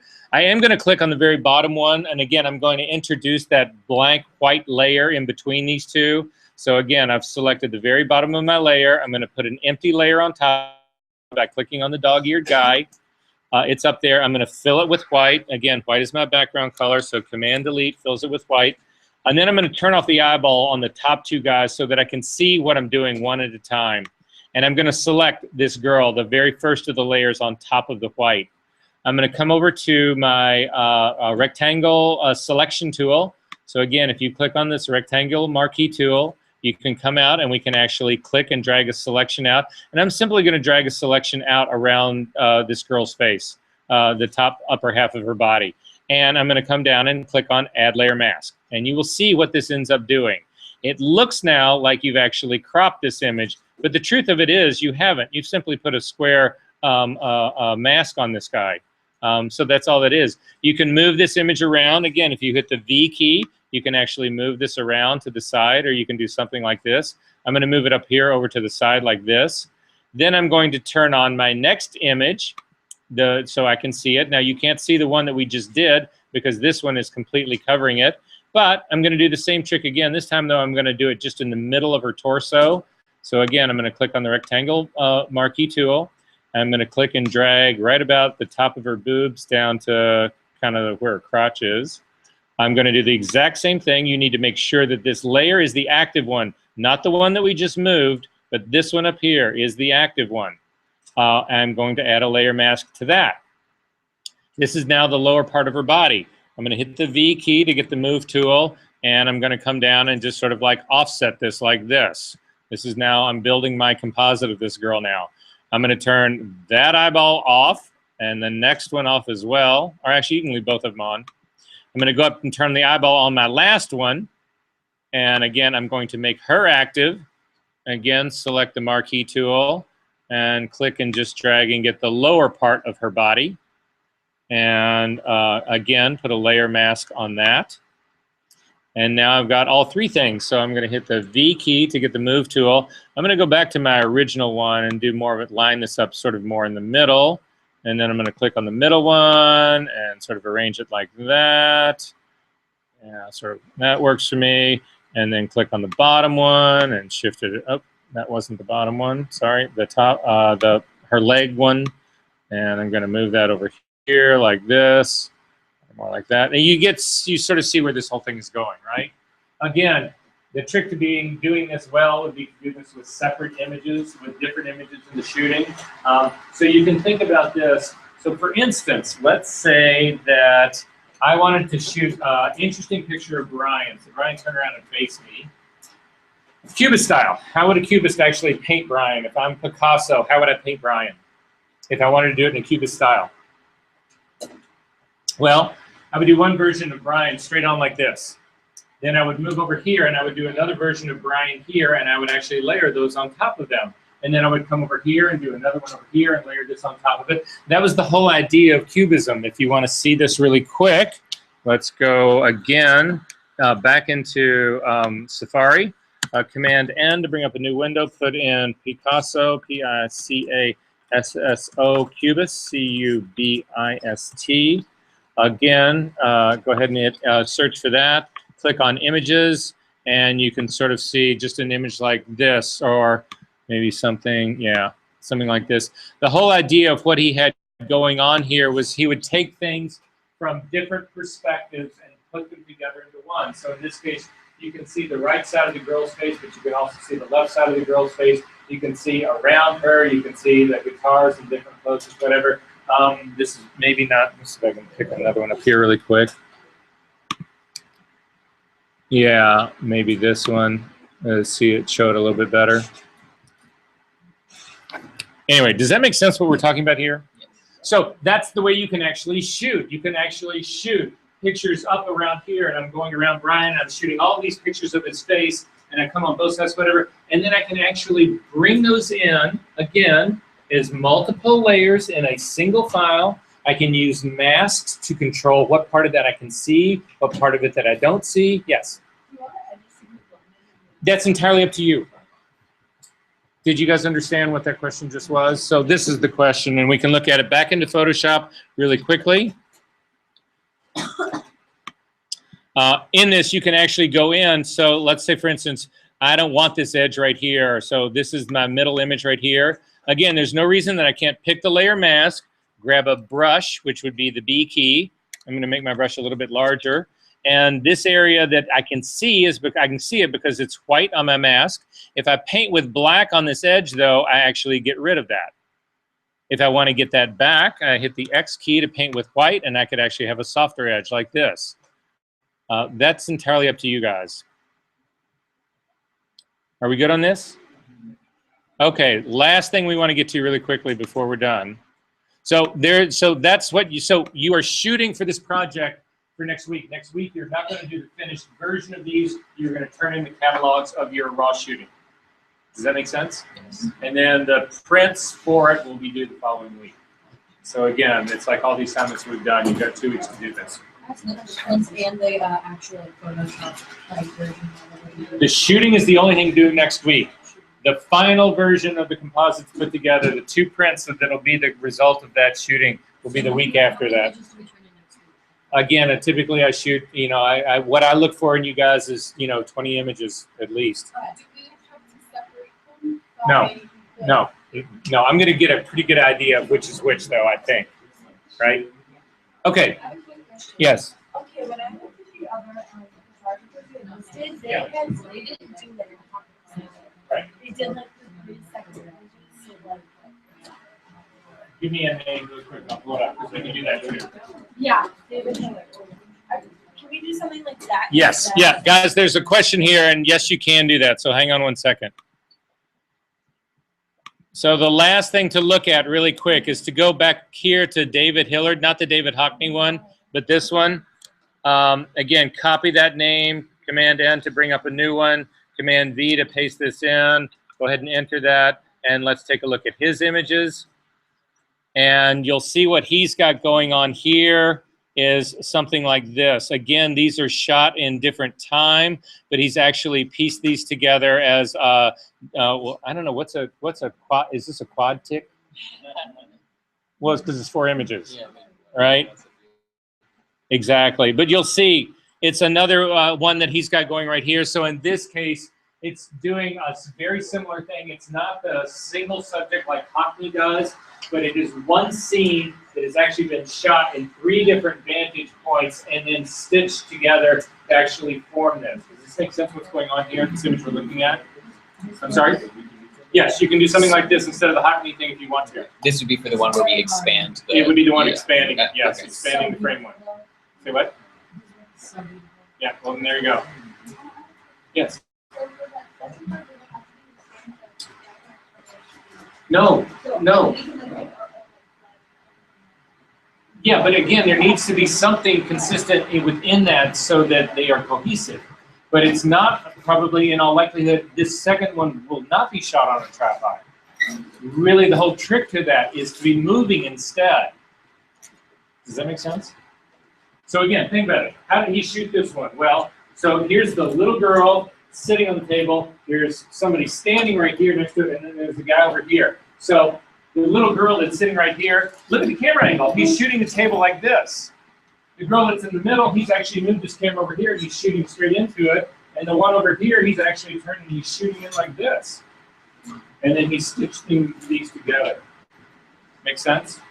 So it's just the opposite. Yeah. No, forget the time of day thing. I didn't write this assignment. Forget the time of day thing. That's ridiculous. It's an option, but I think it's ridiculous. Right. All right. Are there questions about this? Okay, really quickly, guys. There is another file on your computer that I ask you to copy over, and it's that TIFF file. If you just double-click on it, it might open in preview, in which will not help you. So you need to drag it on top of Photoshop so that it opens in Photoshop. Okay, so we're going to look at the retouching tools really quickly. How many people in this room do not know what the clone stamp or the healing brush tool are? So you all know what they are, right? Oh, that was the question. Okay, all right, thanks. All right. So I'm going to show you 2 of the retouching tools really quick here that you can use in your compositing work if they help you out. You don't necessarily need to, but so at any rate, this will be the beginning of it. So I'm going to teach you, if you actually, again, you need to zoom into this girl's face and get in pretty close. And you'll see that we've actually got some blemishes around here, some things that we need to fix, some things that we need to clean up. But this is going to be the cardinal rule. And if at some point you are going to do a retouching assignment for this class, I'm not sure when it happens. It's not this week, though, I'm fairly certain. Because I think the only thing we've got this week is shooting assignment. Can anybody look on the little side really quick and make sure that there's not another assignment? There's no retouching assignment, I'm pretty sure.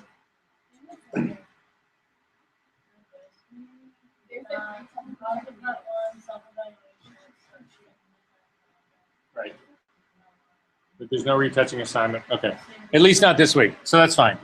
All right, guys. So here it is. There's 2 retouching tools that we can use. And what these tools are designed to do primarily is when you look at like the pimples on this girl's face or any of those other things, or the freckles, or if we want to take care of any of those things, the trick to doing this is that what you want to do is you want to actually replace the area that is bad, that you think is bad, with an area that's good. Does that make sense? Okay, so this is how. We're going to look at 2 different tools that will actually do this. So the first tool is the clone tool, the clone stamp tool. If you come down on your toolbar over here on the right-hand side, there's a tool down here that's supposed to look like a stamp. If you click and do its flyout menu, you will see that you have the clone stamp tool. You've also got a pattern stamp tool. That's not, we're never going to use that in this class, but the clone stamp tool we will use in this class. So if you pick the clone stamp tool, you can actually come over onto your image right now. This is the cardinal rule, though. If I see you not do this, I'm going to get really angry, and it will be reflected in your grade. Right now, what we are going to do is considered destructive. You are changing pixels. We're not putting an adjustment layer on there that we can turn off. We're not bringing in another layer that we can actually then move around or turn off or whatever. We're doing something that is destructive. You cannot do that to your only copy of this image. And right now, this is the only copy of this image that you guys have. So you need to make a copy of your background layer. This is the first cardinal rule of retouching. You make a copy of it and you work only on the copy of this guy, because if something goes wrong, you've got the original one down underneath it that you can actually bring things back. So you make a copy of the background by simply dragging it down. If you double click on that name, background copy, you can rename it retouching. And now we're going to grab the clone stamp tool. So I've got the clone stamp tool. Again, if you look up at the top of the menu up here in the applications folder, the same things that we've got basically for the brush. You've got a drop-down menu that will show you how hard or soft that your brush is actually going to be. I'm going to suggest that you actually drag the brush up to 100% hardness. You can change the size of your brush here as well. To get rid of that flyout menu, simply click near the Adobe Photoshop name. Normal will be your blending mode, 100% opacity, and 100% flow. Now, if you come over her eyebrow right here, you will see that your brush has got an X. If you want your brush to be the same size as mine, I'm going to do it with about a 45 pixel brush. In this area right over here, what you need to do with the clone stamp tool is you need to tell Photoshop where you want to sample from. So what we are going to do is we are going to pick, let's say we've got a destination. Let's say that we want to, well, actually, I'm just going to show you this and you'll see what I mean. You pick the source first and the destination second. So the source first we're going to pick is going to be this eyebrow. In order to set the source point, you hold down the Option key and click. That establishes your source point. Then when you bring your cursor up here into the top part of her forehead, and that is now the destination. And now when you click and drag, you will actually give her another eyebrow up here. And you will see that these two are in perfect register with each other. Now, as long as you don't change anything, that registration will stay in effect. So you will see, if you come over here on top of her other eyebrow, and you start to click and move, you will see that it's actually kept your source and your destination in register with one another. As a matter of fact, you can keep doing this to the point that you will see that you're really moving her face. Okay, so here it is again. Let's do another one. Let's do another one. We are going to come right here into the center of her eyeball. We are going to hold down the Option key and click right in the middle. That establishes source. That's saying this is where I want you to start it. Now we're going to actually put an eyeball right on her nostril. So if you come over to her nostril now and click and start to paint, you will actually put that eyeball right where her nostril was. So again, with the clone stamp tool, it is source first and destination second. Did that work for you? Okay, so the clone stamp tool definitely has uses, and some of the uses that you would say, for instance, it's not really good at doing this kind of work. I don't even think it's really good at removing pimples and stuff. What it excels at, though, would be, for instance, adding eyelashes. So, for instance, if you come over here where her eyelash is, I've got one eyelash right here.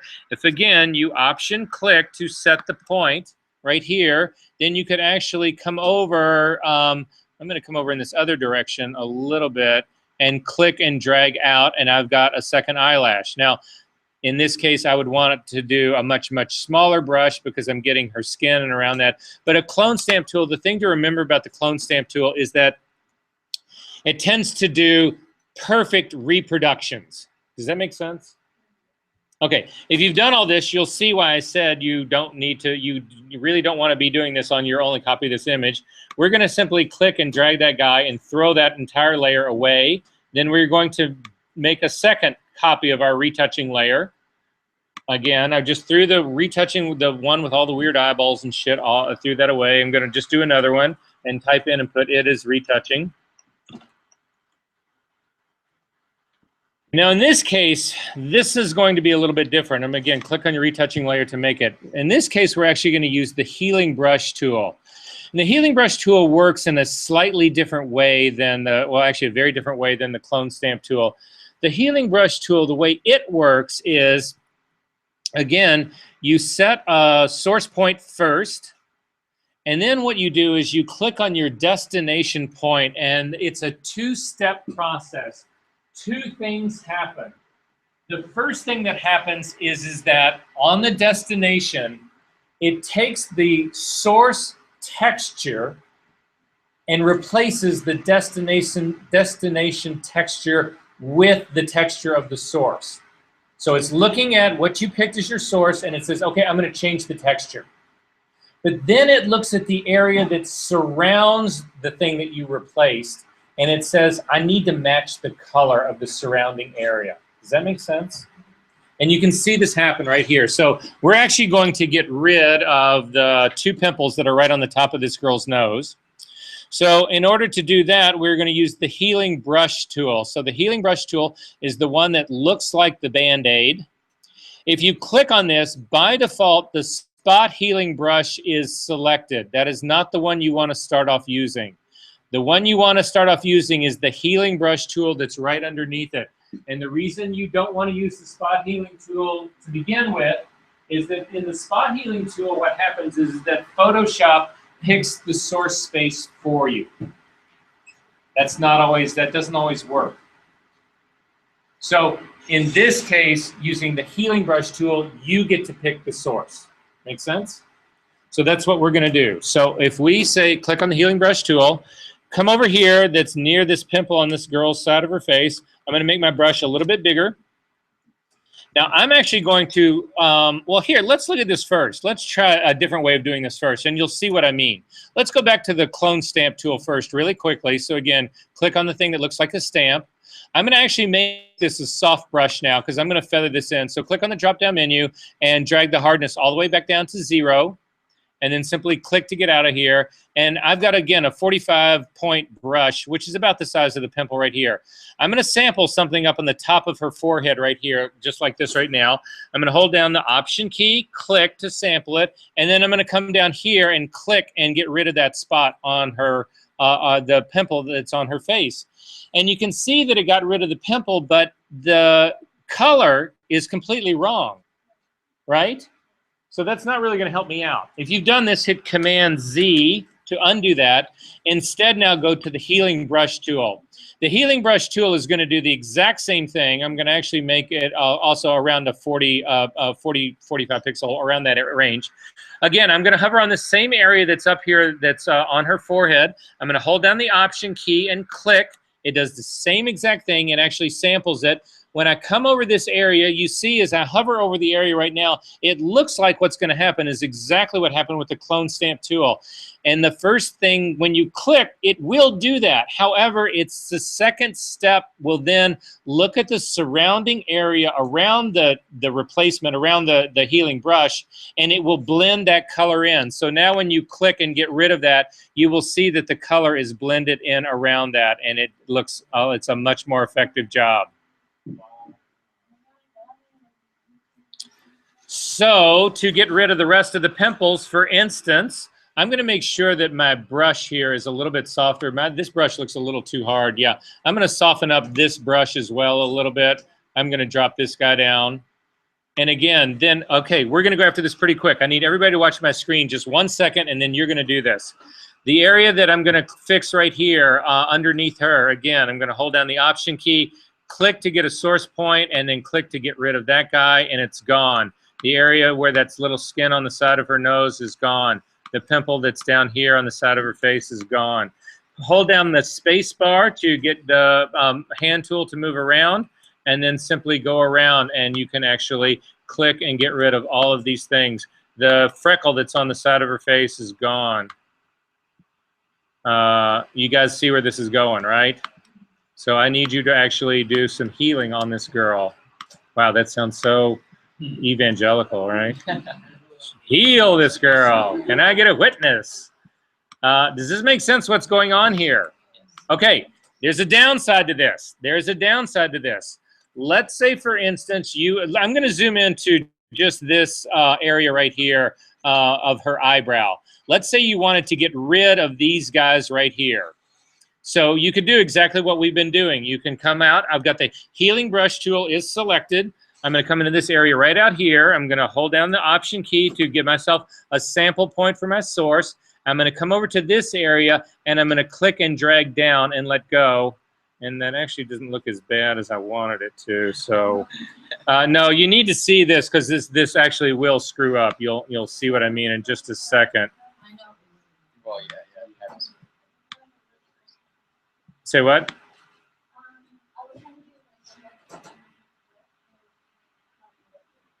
Oh, yeah, you were trying to get rid of this part right here. Well, here, let's look at this. Let's look at this. We'll look at this. Let's say you wanted to, let me find actually a better place here. I'm going to try, actually, I'm going to go in and I'll do the next set of eyebrows right here. I'm going to really reshape her eyebrows. So I'll click and drag across that. You know, it's still working actually too well there for me. So yeah, let's try it. We'll try it on her mouth and you'll sort of see kind of what happens here. Let's say you wanted to get rid of this line that's right underneath her lip right here. So again, I would come up and hold down the Option key, click on that to sample my point up here, and then click and drag down there, and it's still doing too good of a job.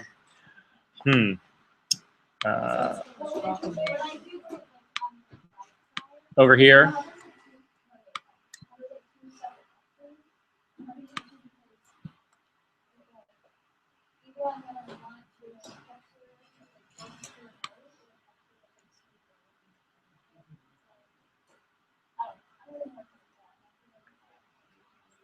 Yeah, I don't have a good example of what's going on here to actually do it.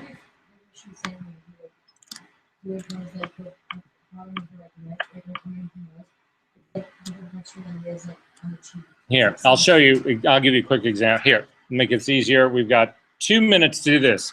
Hit Command N to bring up a brand new dialog, a brand new file. We're just going to build a quick file. I'm going to make it 8 by 10 at 300 resolution, and white is going to be my foreground color. And I'm going to go ahead and say OK to that. And did that work for you guys? Okay. And then I'm going to simply grab the rectangular marquee tool, and I'm going to select it. I'm going to drag out a line to give me a square like that. Black is my foreground color. I want to fill this rectangle with black, so I'm going to hit Option Delete, Command D to deselect. And now, if you hit the healing brush tool, the shortcut for the healing brush tool is the J key, I think. Yeah, the J key. Let's say that I actually want to bring some of this white over into this area, right over into here, into this guy. I'm going to change this to white. So with the healing brush tool, again, I'm going to hold down the Option key to sample white. And then I'm going to come up here and I'm going to start to drag up. And you see what ends up happening. It didn't actually do a replacement. What it did was it replaced the texture. Well, I really have no texture in here. But then it actually tried to blend the color in. So it's looking at this color on this side. It's trying to make this part in here gray. And it's trying to make this part in here white. And so it doesn't actually do the job that I wanted it to do, right? If you've done that, hit Command Z to undo that. And then go after the Clone Stamp tool instead.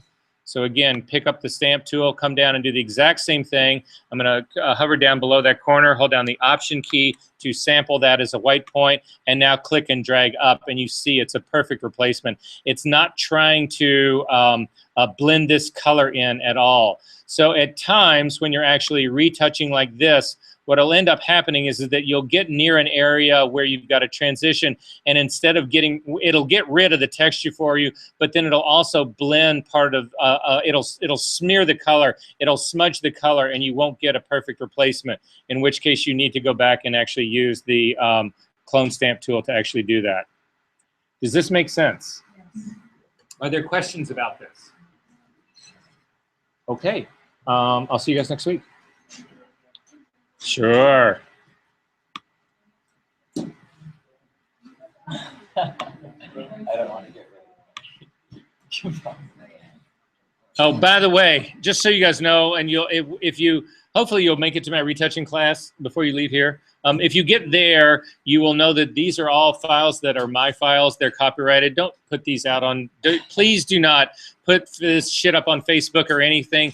We could all get sued. These are actually all professional models of stuff that I've shot. You don't have releases for this, and I don't either. So just please don't do that. Okay. See you next week. You don't teach digital too, I don't, okay. or at least not yet. Do you have anyone you recommend for that? Do you have a gap between digital 1 and advanced retouching? I would have to look at who's teaching it, Okay, and then I can bring tell you. some names. Bring me who's teaching it, and I'll tell you who I think. you. Do you have office hours? I do, Monday afternoons from 1 to 5. But I can also meet outside of that. If you can't do that, shoot me an email, and we'll find the time. It's all over the Moodle site. It's his first letter of his first name and his last name. That's what Columbia email does. The Engelhardt at Splum.edu. No, it's Jay Engelhardt. It's J. I lied. Is it John Person? Yeah. If you can't find it there, just put it in the excuse me, do you know how to form, and I'll read it. I did. Oh, you did? And what? It's on the syllabus too. You did? And I missed it? Yeah. Okay, yeah. Every Columbia faculty. Hang on, Brian. For